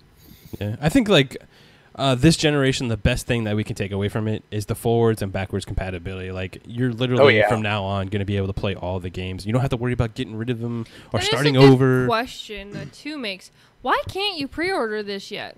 Like, the FCC regulations and all that stuff. They probably don't have anything. You just won't let me be, so let's. Oh, sorry. Go ahead, bro. Sorry. No, I was just going off on a tangent there, but shoot, I lost my train of thought. Back to you. You can't pre-order. There's like some FCC stuff they're trying to go through and get all that stuff out, and they're gonna let you pre-order when they feel the time is right. So just be patient, guys. It'll be there, and it's gonna pre-order probably everything. So. It's gonna be cool. Everybody's gonna be like flooding retail outlets as soon as pre-orders open up. Like, I'm actually kind of upset about that. I wish I had my when the Xbox One came out and it was announced, I pre-ordered the next day after the Microsoft E3 conference. So I was kind of disappointed I couldn't do that. Yeah. But hey, as long as they could figure it out before the actual date, I think we'll be all right. Yeah, for sure. Yeah, the day before, guys. Here we go. The day before. Right. Oh my God, everything's gonna go crazy. Yeah, can they start manufacturing them right now? Like, can they start pulling them off the assembly line, or is that got to be approved? They're probably already doing it. No, they can. They already started the process for that. That's huge, right? Because I think a lot of the manufacturing, like even for the Xbox One S when it came out, it was August. I think my console has a manufacture date of June, so they were basically rolling off the line as soon as the E3 had basically wrapped up. Yeah. I'm sure they're already producing the shit out of them right now. All right, let's go ahead and move on. That's a good talk, guys. OG back compat titles coming this year with no Cheevos. Do we really care? Me personally, I care about Cheevos, but I'm going to be honest with you. Back compat is a cool feature that I hardly ever use. I think it would be awesome if they did, but Mikey Barr said no. Simple tweet just said no, it's not happening. What do you guys think? Well, are you talking about like, do we care about the achievements, or do we care about OG back compat, or is it kind of a both lumped into one? I mean, it's about the Cheevos, but for me, like personally, I don't use back compat anyway, so it didn't really care. I mean, barely would probably go back and play them. For me, I have I can count the back compat games that I play on a regular basis on one hand. There's only a small handful, but I really appreciate Ghostbusters. Yeah, and a couple of Dead Spaces in there. But I'm glad that I can carry these games forward. Exactly. I do go back and I play these games. Do I play the entire back compat catalog? No. But there's a good number of games that I enjoy going back to. Like I probably boot up Ghostbusters at least once a month. I have a problem, and the same is going to be true of the OG Xbox games. I still have 3 of my original Xbox games on disc in a box that I recently found because I've been unpacking more and more stuff, and I was happy to find these games because I would love to play them again. Are these games going to be in the first wave of the back compat titles? Probably not. I had to wait almost 2 years before Ghostbusters came to the Xbox One back compat. So I have a feeling that these games that weren't major first-party titles, I'm probably going to have to wait a couple years before they come out. But, I'll be excited to play these games again. With them being OG Xbox games, while I'll be excited to play them again, I'll probably pop them in, play them for 10 minutes, and be like, oh, God, I need to go back to a current game now. Exactly.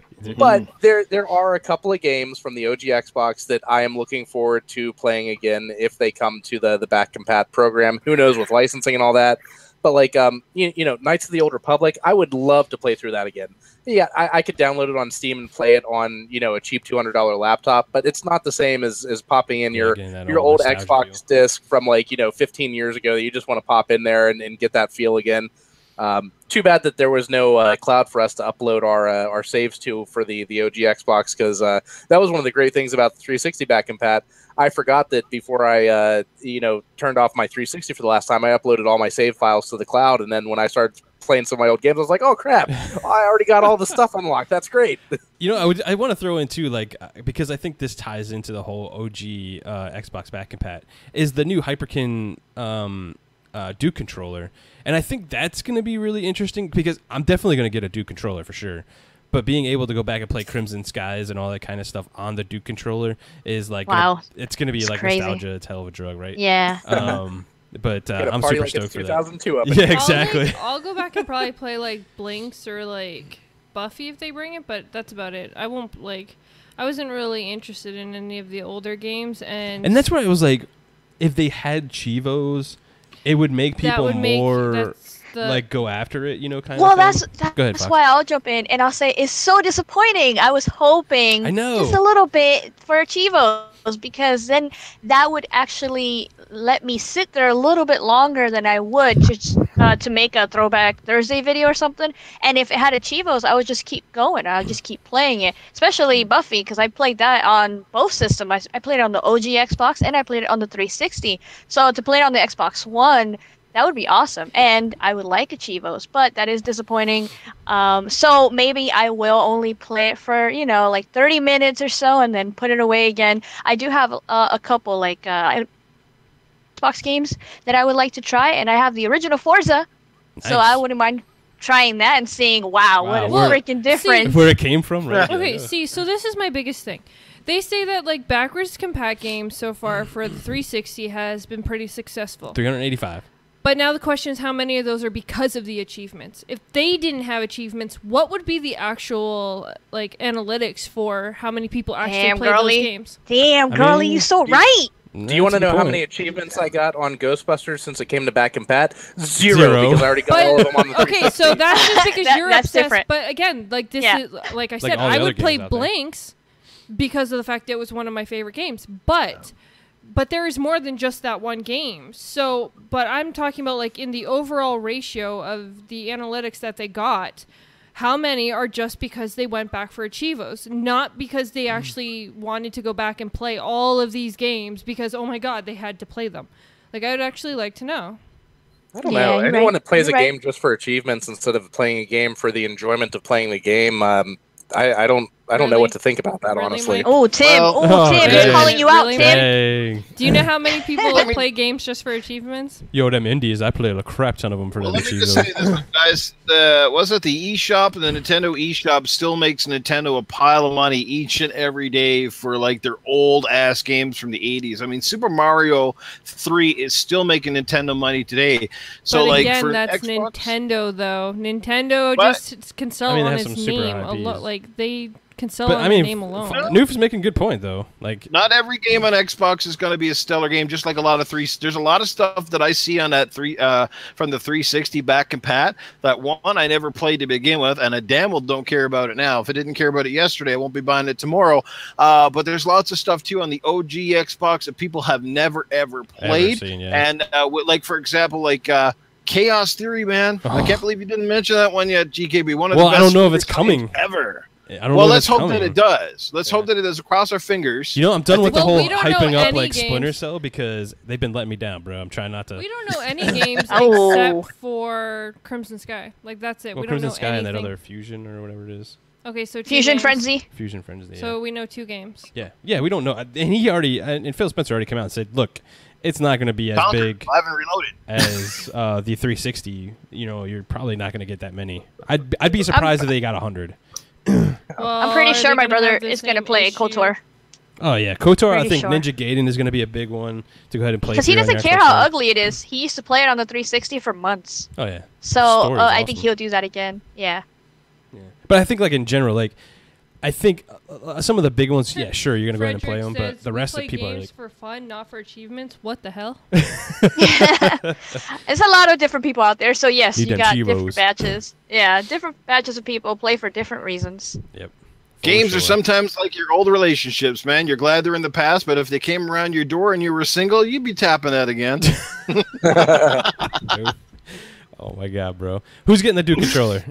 I'm getting the Duke controller. I'm not getting one. I'm kind of like All right, here's my thing about the Duke controller. I like it. I think it's really cool because I loved the Duke controller back in the day. I like them big controllers. I bet you like them big. Oh. I knew I was going to get much credit for that.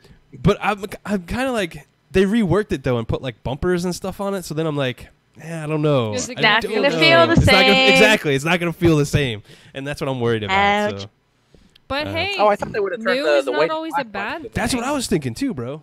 New is not always a bad thing. You may actually really like it for the fact that you've been using the standard Xbox One controller for so long and you're used to having those. It depends if they still nail the feel with adding all these other things onto it. I guess. And I heard it's got like an LED screen where the Xbox thing is and all that kind of stuff. So Wait, it's gonna be interesting. Noob says she likes the big controllers. Who are we talking about? Because it was GKB that said he likes the big controllers. Oh, you like the big controllers? Come on now, Bennett. It's like not the the size big that matters, but Oh boy. It's not the size that matters; it's the position of the joysticks, right? that's right. Oh my Yeah, God, gotta be joysticks. separate. That's right. I just want to point this out because I was telling GKB about it. I know this has no relevancy at all, but it was just funny. It's a great name for a podcast. Though. It is. I was looking at like different podcast layouts and stuff like that because, as everyone knows, there's a new podcast coming on July 3rd. Make sure you guys check out the Gaming Den. Anyways, Wink, wink. I know. But it was called Gamers Without Joysticks. What? And it was an all-female. It was a female podcast, and it was called Oh, Gamers okay. Without Joysticks. That's pretty hilarious. Makes sense. actually. So I Nice. thought it was funny. I just Yeah, to HUD, like, I think, like, for your question, like, I agree with you. Like, people just love the games and they're just gonna play them as well. But for me to get invested into like these OG Xbox games and stuff and get me playing, I definitely would like the Cheevos to go with that. But yeah, Yeah. absolutely. Like the NES Mini and all I'll that kind of play stuff 'em. don't have it, and you're right, absolutely. I'll Yeah. play him for a little bit. Hey, there's a reason I didn't sell the OG Xbox games that I held on to. So, and it wasn't because of achievements. That's all I gotta say. True. Very true. True that. We ready for some Foxy deals? I'm ready for Yeah. some Foxy deals. Buddy. Foxy. Playing that intro. It's Foxy Deals. Hey. All right, Foxy, what do we got for this week's deals? Hey, what's up, everybody? Get ready for the Foxiest deals around on the Xbox section. Don't forget to pick up your free games because we do have Watch Dogs and Dragon Age added to that. Of speedrunners there, in case you missed picking that one up. But yeah, some of the games that stood out to me and deals with gold are Transformers. They have a couple different Transformers games. I remember them doing this a couple months ago, actually. So yeah, you could get Transformers games for $15. There's another one for 20 and another one for 30, and they're Do all we know- different. So check them out. Do we know which Transformers they are? Like, Devastation is one of them. ooh, that's a good game. Rise of the Dark Spark, which came out with the last movie, and then what Yeah. was it? The remaster of the last Cybertron one from the 360, I think. Ooh, the Fall of Cybertron? So yeah, Yeah, I think that's the Oh, only such three a that they good game. have Yeah. on the Xbox One, actually. I'm So buying yeah, that. I'm buying it. they Yeah, need to they're all on remaster sale. the lore for Cybertron. That's all I gotta say. I like the Devastation one. Yeah. But yes, another game that stood out to me was Tabletop Racing. That one is $10. Actually, fun little game. Tabletop It is. Racing is awesome. It It's a is. really good Yeah. game. Really cool. I have fun playing that. They also have Hitman, the complete collection or the complete season, for that, and that's 24. That's not bad.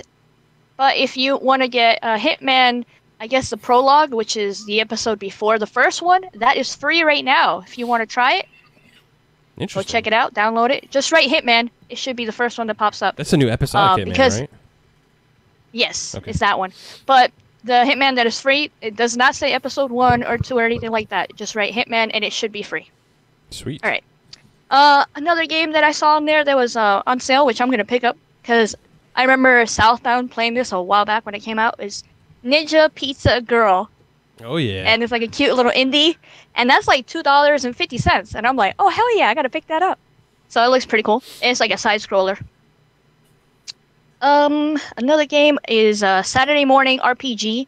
I've heard a lot of good stuff about this game. I haven't played it personally, but that is also $2.50.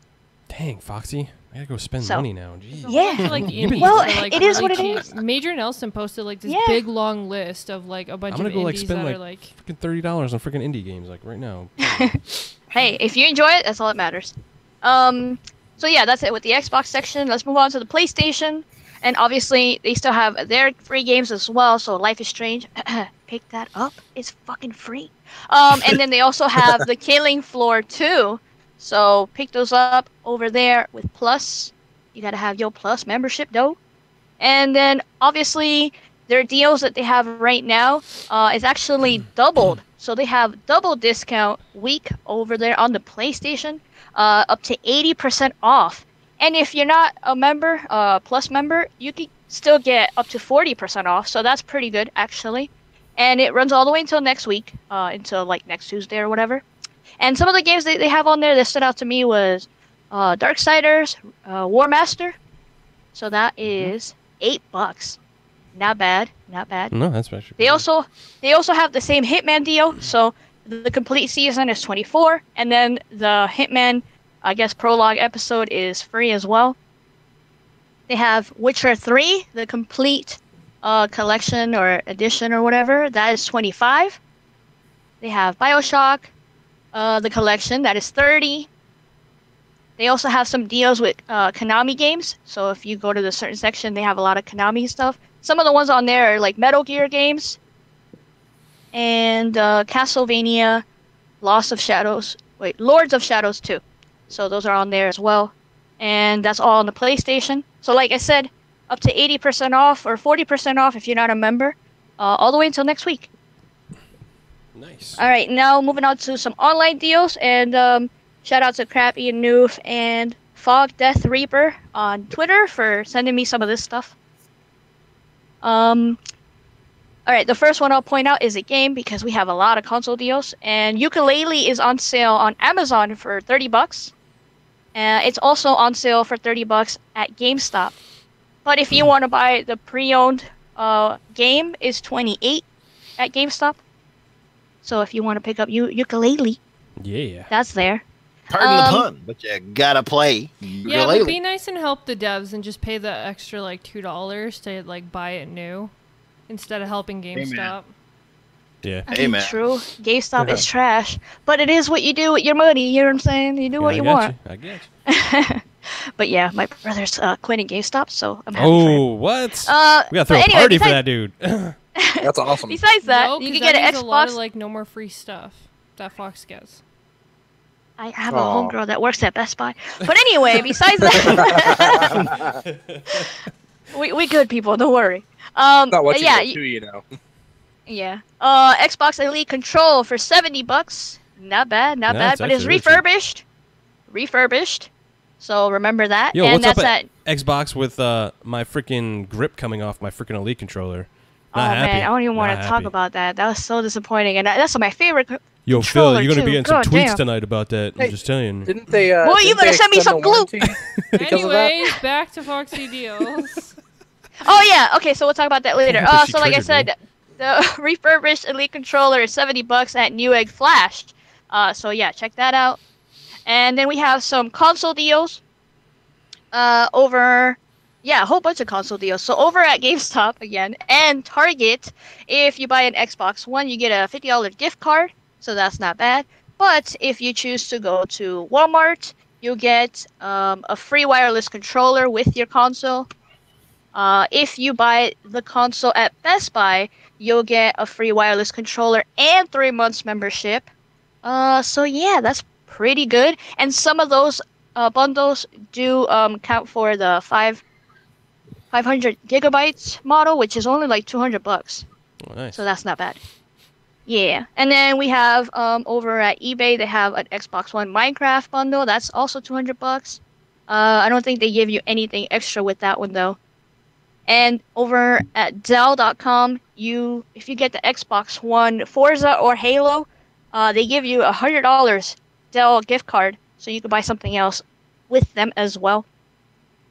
And then at EB Games in Canada, they have some deals that Noof told me about. So Gears of War 4, Halo Wars 2, they're on sale, so you can save up to $40. Wireless controllers for Xbox, you can save up to $15. And then the Xbox One consoles, you can save up to $50 on that one as well. So that's all the deals I have for you guys. Let me know on Twitter if you find anything else, and I will be sharing those as well on Twitter and on Discord. Yeah, back to you guys. Okay. let's go ahead and get into. I was about to write something in chat to Predator, but Predator, DM me that info, bro. I will totally do that because I'm kind of pissy about my freaking Elite controller right now. I want to go ahead and talk about like one more topic, and then we'll answer some questions in the chat. I've seen a couple of them in there. So, Killer Instinct is going to Steam. Is it a big deal at this point? No, it's not. We literally. Oh had no! this game. How dare they? How dare they leave us? Actually, to be honest with you, I thought it was already on there, so it's not even a biggie. So did I. I literally thought It's been in the Windows 10 store for a long time, and then now it's moving over to Steam. Is that what really it is? Yeah, I really thought it was on Steam for sure, though. Hey, That's the more crazy people that part. get to play and support the game, the better. I mean, that Absolutely. just means that the developer will get more money from DLC and stuff like that, and that just the leads characters. to And this game more came out like characters in Game Pass. what, the end of 2013 or something like that, or into 2014. Like, Yeah. I thought it came out day one. yeah. So it came out like when the Xbox dropped. So we've had it for years for console exclusivity. So I have always said I don't care what console a game comes out on. If you want to have a couple months where you come out early on like a specific console, then okay, fine, that's great. But in all reality, if you want more games, the more it sells, the more then games you're gonna get. it needs to be on more consoles. It can't just stay on one thing because it's only going to sell a certain percentage. Where if it sold on more games or more sold means more games for all of us. So I agree. Yep. Yeah, I don't really think this is a bad thing at all. Like going to Steam and having more people play the game and enjoying Killer Instinct like we have for like the last few years, absolutely. And that's why I feel like Play Anywhere is an absolutely fantastic thing that Microsoft's doing. And I wish more console manufacturers or publishers and stuff would get on board. Hopefully, Well, and not just the Play Anywhere, but the whole cross-network play between cross-network play. Like, not just Xbox and PC now, but now Xbox, PC, and Switch. I mean, that's awesome. Sony, stop using excuses. Like, either do it or don't, but don't come out here They and say gotta it's for the protect kids. little innocent It's- children on the You're just PS4. nonsense. well, yeah, especially if Nintendo is the one that's agreeing to it, but it's Right? Sony's for the kids. Hello, you are like the #1 console that's been hacked with your personal information, and you're gonna say you're trying to protect the kids? Really? I could I probably like the PR was like behind that guy too and be like, why did you just say that? Why did you just say that? Or you should be turning to the PR and be like, "Why did you just make me say this? Can we Why didn't you throw something at me? fire Why didn't you hit me him? with a rock? Like, why did you let me say fire that? him, please?" Yeah, I don't know. I wish they were just honest and be like, look, we don't want to do it. That's it. Yeah, okay, exactly. get over it. Like, okay, cool. Which sucks, but it's gonna be true at least. yeah, exactly. But I'm happy that a lot of people get to play KI. That's really cool, actually. Yeah. Yeah. So I hope they get the definitive edition as well.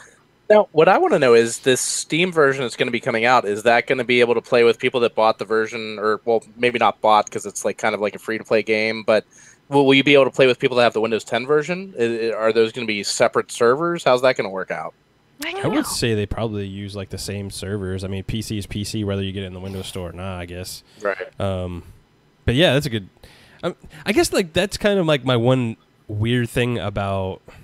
Like I'm totally about it going to Steam and getting people to buy it, but at the same time, like Microsoft, how are you ever going to get the Windows Store off the ground if you keep doing this? Like I don't understand. Oh yeah. You know, yeah, true. I mean, they're pushing Play Anywhere and all this kind of stuff. They want like integration between the PC market and the Yeah, and the but if Xbox you put market it and on stuff. like the But biggest, if you're putting it on Steam, which I totally understand for a business perspective and sales and stuff, but you're not pushing your platform, which is kind of weird. But I don't know. especially when online that's your biggest competitor. It Yeah. is. Maybe what they Steam's should the do is biggest. put the free to play version on Steam, and then if you want to buy the extra characters, you can come buy them at the Windows 10 store. Yeah, as long as they'll integrate and all that stuff, which they should. I don't see why they wouldn't. Yeah. But Yeah. yeah, it's just a They weird never thing. they never advertised very well, or I guess pushed the Windows 10 store or whatever very, very well. So I'm not surprised. Yeah, They probably can tell that nobody's playing it, and that's why they're like, well, we need to do something with this game, and then they're just gonna move it along. yeah. And the Yeah. other thing is like, why didn't you like look at Steam and pretty much rip it off, like for lack of a better term, and do like your Windows Store just like that? I mean, other people do it. Like, what's the big deal? Like, I don't know. I don't get it. But Yeah, whatever. I think it was just how Windows 10 was developed. They had the store for like Windows 10 apps, and then they were like, okay, well we'll put games in here too, and then they just tried to add more and more games into that as games were becoming Not just like Xbox exclusives, but Microsoft exclusives where they were in the Windows 10 store. Like we saw with Quantum Break, it was like, oh, now it's in the Windows 10 store and on Xbox One. That was kind of the first game that did that. And I think they're still trying to figure things out. So maybe that's why they didn't really just copy Steam, because it wasn't supposed to be a games marketplace. It was a Windows 10 marketplace. Yeah. So I think it's building off of that rather than trying to copy somebody else. I don't see why they can't make. I mean, granted, there's all kinds of money and legal stuff involved, but I think they should have a partnership with Steam where the Windows 10 store exists within Steam as a subgroup. That would probably be the better way to approach it. That's a good point, man.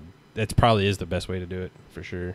Let's go ahead and get into some questions, guy. Matthew Bowe, GKB, do you think that Microsoft fans complaining so much because Microsoft pays attention to so much to their data and analytics where it doesn't seem Sony or Nintendo fans complain at all? I think here's my take on this. And as far as like Xbox fans, I think we're most loudest pain in the asses, and I'm sure Phil's like goes home and fucking can't sleep at night because we're just being absolute pain in the asses.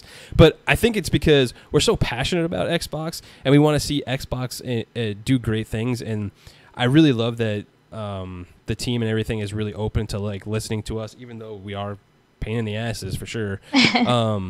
But I think that's why you see a lot of like Xbox guys do a lot of videos on YouTube, call out developers in the team and all this stuff, and why is this doing that and all that kind of stuff. And it's just because we have so much passion for the thing. Not that Sony or Nintendo doesn't, but they seem to be content with what they're doing, and that's completely fine as well. But I think Microsoft or Xbox fans, we're just not content. We want all the shits, so give us all the shits. Yeah, and most of us do it for the better. If we're complaining about something that we're not happy with, it's because we want it to be better than the competition or just in general for our experience, So that's why we speak out against it. That's why we have like I don't know, 300 podcasts. 300 podcasts. Nice. Point well made. Anybody you else? guys know. No, you guys pretty much said it all. Okay. Yeah. Sorry, I was paying attention to the chat. The question was like, why does Microsoft pay more attention to their analytics versus their fan base? Is that the question? Kinda, yeah. Like, why do we complain so much when it looks like Microsoft's just paying attention to analytics and all that kind of stuff? I mean, the analytics are the big picture. The stuff that you hear from the fan base. I mean, I hate to say it to everybody out there who's like really big in the community and everything like that, but I feel like we're the vocal minority. Yeah, we have a big voice. We talk a lot. We discuss things, but not every Xbox gamer out there is part of the Xbox gaming community on Twitter. On Facebook and things like that. So the analytics, that's where they're getting the big picture that we're not seeing. The stuff that we're complaining about, like they see that, they acknowledge that, they actually communicate with us about that, which I think is great. Have to take that as part of the, they're taking that into account, but they also have to look at their analytics because that's really where they're getting all of their income from. Yeah. The Xbox Live Gold subscribers, if they have 50 million people subscribing and only 1 million people are bitching about it, they've got to pay attention to the 49 million people that are actually enjoying their time. Yeah, like when you look at like the console market in general, I think a lot of us like hardcores want to get up here and being like, yeah, it's all about us and this, that, and the other. And the actual reality is the casual market runs the gaming industry as a whole because that's the stuff they're looking at. We're just like the really boisterous niche. And we're over here like exclusives, and then everybody else is kind of like Call of Duty. What are you talking about? We are like the annoying kids in the back seat where we're like, are we there yet? Are we there yet? And then the other their other ones are just sitting there with headphones, just kind of listening to their own thing. Having a good time. Yeah. It's true. That's such a mama thing to say. I know. Adorable. You're adorable.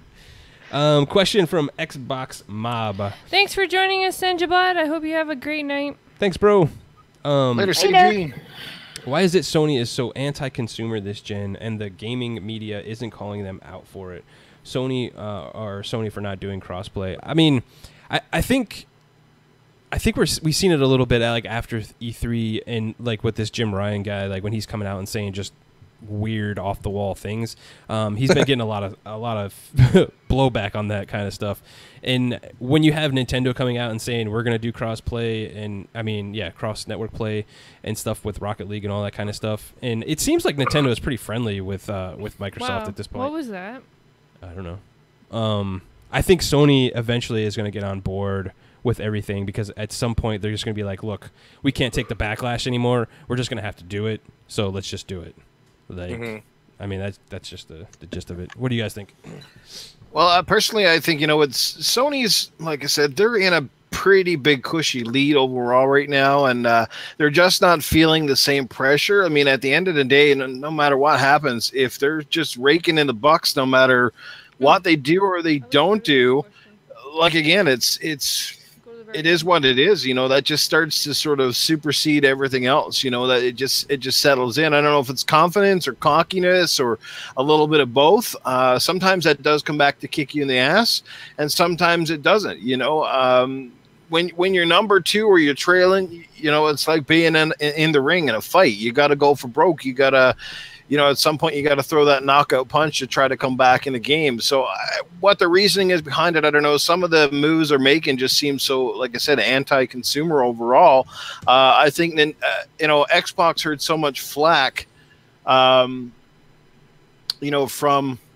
the fans at E3 back in 2013 on a lot of different issues that they realized, I mean, if they didn't listen to us at that point, where would they be today? That's a good question. So I think Microsoft has been a little bit more focused on what do our fans really want, and they've done a really good job with that for the most part. You know what I mean? Like they're listening to the fans, they interact with fans on a personal level.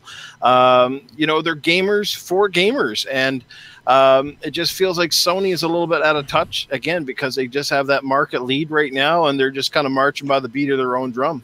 Hey, Gabe Logan, man, I'm sorry, bro. Like the chat just gets crazy sometimes, man. I am not like trying to disrespect, bro. I got nothing but love for you, man, and I appreciate it. Sorry, he's got a GKB fan. Yeah, I'm sorry. I think as this is back to the question. Like, I can't take credit for this idea whatsoever. I heard it on one of the podcasts towards the end of last week, and I think it was Mooch that may have said this. If not, I apologize for not giving credit where credit is due. But a lot of the people that we see in the games media right now, like if you look at them, they're in their 20s to their 30s. They grew up with the PS2 being the dominant console in the market when they were teenagers. Mm-hmm.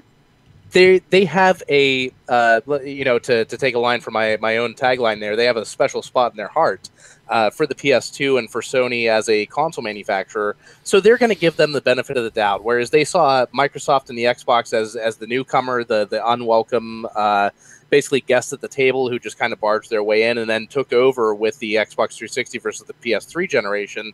So I feel like the reason we're not hearing a lot of media backlash is because the media just has a softer side towards Sony and the PlayStation 4 because that's what they grew up on. Yep. Similar to like what we grew up on Nintendo, we give Nintendo a pass on a lot of stuff. Like, I'm in my mid-30s. I know a lot of us on the podcast are of a similar age range. Fox and Cheevos, I know you're a little younger, but women mature earlier than men, so I understand why you're with us on that. I feel like we judge games for games. We love Nintendo. We have a soft place in our heart for Nintendo. So, when we see like Mario Odyssey, it looks amazing. It was a pure callback to Mario 64.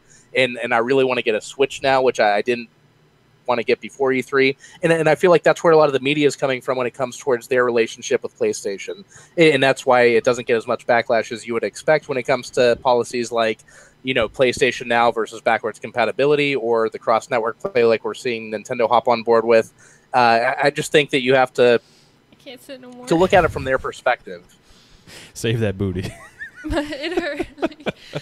I totally agree with you, Mike. Like, absolutely, man. You made a lot of good points, for sure. Hell yeah. I was just laughing I at agree. Cheevos.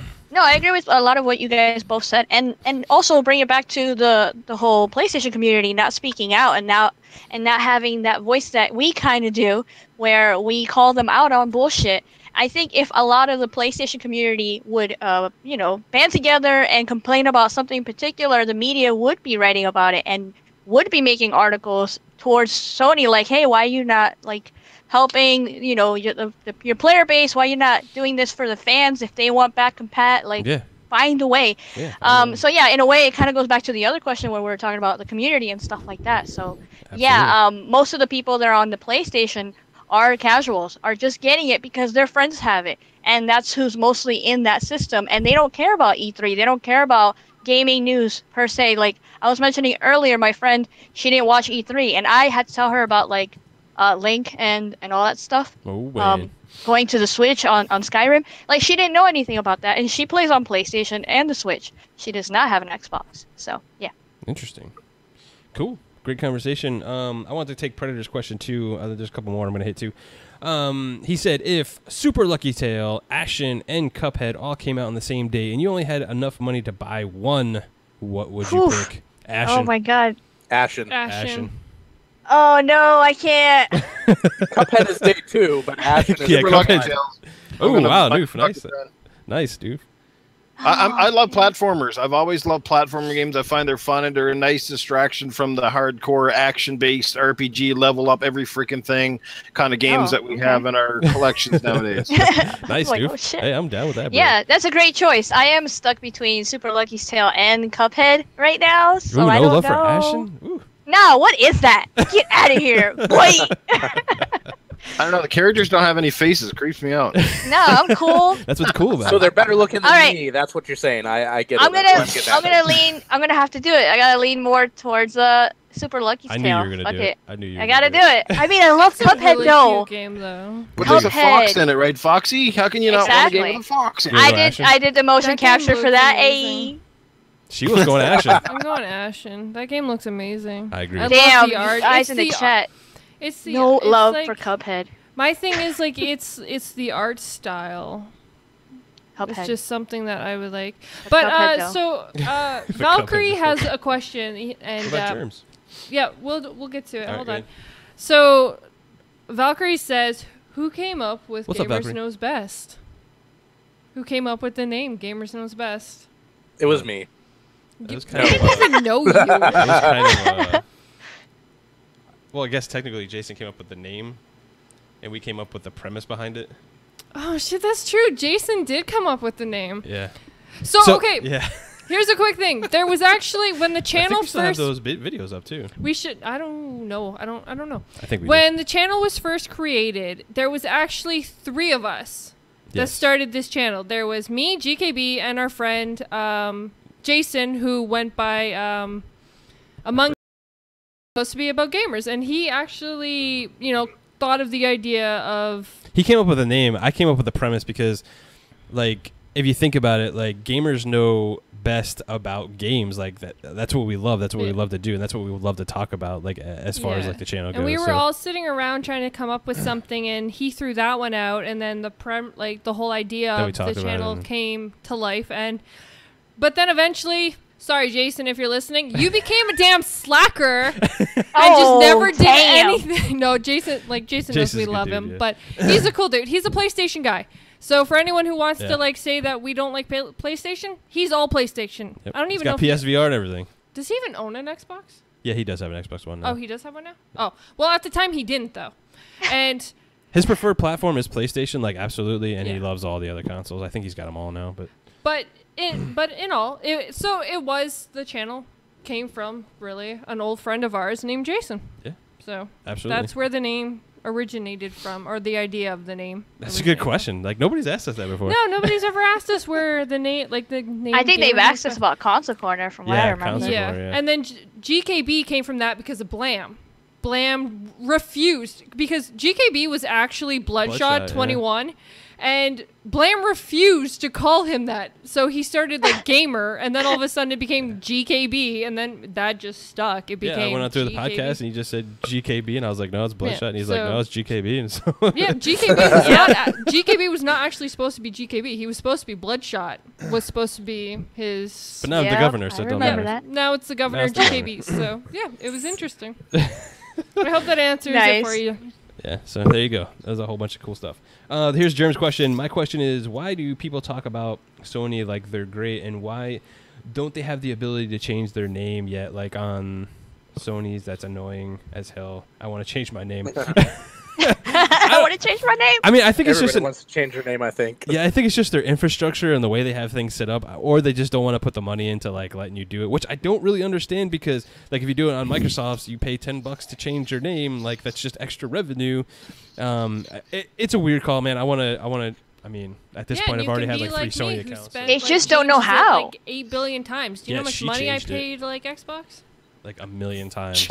Yeah, million. I bet. Sorry, guys, we're having like a freaking storm outside my window here now. So if you hear like rain and wind and shit howling, yeah, it's going nuts outside. Yeah. Oh shit! He's in the middle of a hail. To Martian Hunter, yeah, it was Bloodshot based off the comic book character. I was like a beta tester back in the OG Xbox Live days. So I had to come up with something, and I just put that in there, and just stuck forever. And then I finally changed it to GKB. So I had to change my Xbox Live gamer tag because I named my son after my Xbox Live gamer tag. Oh, nice. Oh, that's cool. That's awesome. Well, my my Xbox Live gamer tag was my middle name, and my wife decided before we were even married and before she was pregnant that whenever she would have a son, she was going to name him after my middle name. So my gamer tag used to be my middle name. Then I switched it. Then I switched it again, and then I switched it again. So I'm on the 4th switch. Microsoft has made a lot of money off of my gamer tag changes. Nice. That's okay. I started with like I don't know. I had like Cheshire, and then I had like Serenity, and then I had like Desert Venomous. She-Wolf, and then now I have She-Wolf. You had Venomous? Oh, and Venomous. I had Venomous in there, so that's like 5. She had like 900 of them. It's crazy. My PSN name, not that I have a Sony console right now, but my name on PSN is like a really, really old screen name from back in 2001 when I played Counter-Strike, and I wish to God I could change it. My screen name on PSN is Slowdell, and I have a lot of PS1 classics that I bought for that. Yeah, exactly. That's a horrible name. I can't change that. That needs to be Magic Mike. If I ever get a PS4, I'm going to be Slowdell on PS4. That's horrible. Nice. But that's it, guys. That's the show. Thank you so much. I'm going to go ahead and let all these awesome people shout out what they got going on and all that kind of cool stuff. Thank you so much, community. You guys are fantastic. We love all the support and everything you guys give us every week. So thank you again. Big shout out to Gabe. Sorry, bro. Still love you, man. Let's go ahead with She-Wolf. What you got going on? Alright, guys, so you can catch me streaming during the week, usually after 1 o'clock p.m. Eastern Time on Mixer at XSheWolfX, and then streaming with GKB at nighttime at 7 p.m. on GKBX at Mixer. So make sure you guys check both of those streams out, and of course, we really appreciate each and every one of you guys for coming out and, you know, hanging out with us, chatting with us, and, you know, making this show great. Other than that, you can find, I'll have all the, they're not down there right now, but all the descriptions will be down below. So cool. Thanks, UK. Thanks, Xbox Mob, man. Thanks for joining the show. Really appreciate it. We do the best we can for you guys. So thank you. Lady Foxfire, what you got going on? Hi. Yeah, thanks to everybody in the chat for hanging out with us, and anybody that listens later, you guys are great. But yeah, I'm working on my 1K for my YouTube channel. Ooh. I'm actually 5 away, so that might happen tonight. I don't know. We'll see. Nice. So if you haven't subscribed to my YouTube channel, just click on my name on there. It's like She-Wolf said, she's gonna have the links and all that cool stuff. Yeah, I'm watching it until it hits like 1,000, then I'm gonna unsubscribe. And be like, oh shit! I'll remember that. I'll have my YouTube count up, and when I see that, I'm just gonna send you hate mail. But anyway, besides that, I'm on Mixer as well, hanging out with She-Wolf sometimes. Sometimes I stream at nighttime with Tim. So yeah, follow me on Mixer. Twitter as well, because I'll be posting Foxy Deals on there. And then come hang out with us and chat on Discord, because all these nerds are in there, and you guys love talking to them, so why not? But yeah, that's about it. Nice. Yeah, guys, I'm 5 away from 500 on Mixer. Come on, give me them follows. Let's do this. Hey, I posted a tweet for you, yeah, and you never even retweeted it. I'm sorry. I'm like so busy all the time. Hey. Doof, what you got going on, bro? Hey, man, well, I'm going to go back and play some more of that Wolfenstein, The New Order, because that game is so cool. And again, all the links are down below, guys, so check them out. You can follow me on PSN, on Xbox Live. Follow the channel, Noof Nukem, a.k.a. Cletus. He does a few videos over there as well. Plus, you can generally check me out on Xbox Nation on Wednesday nights with these great group, or at least a couple of our console corner people like GKB, She-Wolf, Crap Gamer, and many, many more. But overall, that's about it for me, guys. Hopefully you enjoyed the show. We look forward to seeing you again this same time, same place next week. And if you want to play a game, make sure that you add me, send me a message, and we'll get right to it. Cool. Thanks, everybody, for watching the show. I really appreciate it. Everybody's like just spamming the chat. Great show, great show. Thank you. Magic Mike, what you got going on? Hey, not sure what I got going on, but you can always find me next Tuesday here on Console Corner with the rest of the gang here. Other than that, you can find me on Mixer, on Twitter, and on Xbox Live at MagicMike83. That's Magic with a K, not a C, because I like to copy She-Wolf because she's the most awesome person here. And true. You know, I've got a YouTube channel. Sometimes I put stuff on it. Usually it's just my Mixer streams. I'll rebroadcast them on there. But I try to have some content from time to time. You might find it interesting. Nice, bro. What's up, everybody? I am GKB. Much love to everybody out there. The Governor. Yeah, come watch us on Mixer. Follow me, Gamers Knows Best, on YouTube and Twitter and all that kind of cool stuff. Thank you so much, community. You guys are fantastic, and we love seeing you every week. Have a good one, guys. See ya. Bye. Later. Later. Bitch, y'all, baby.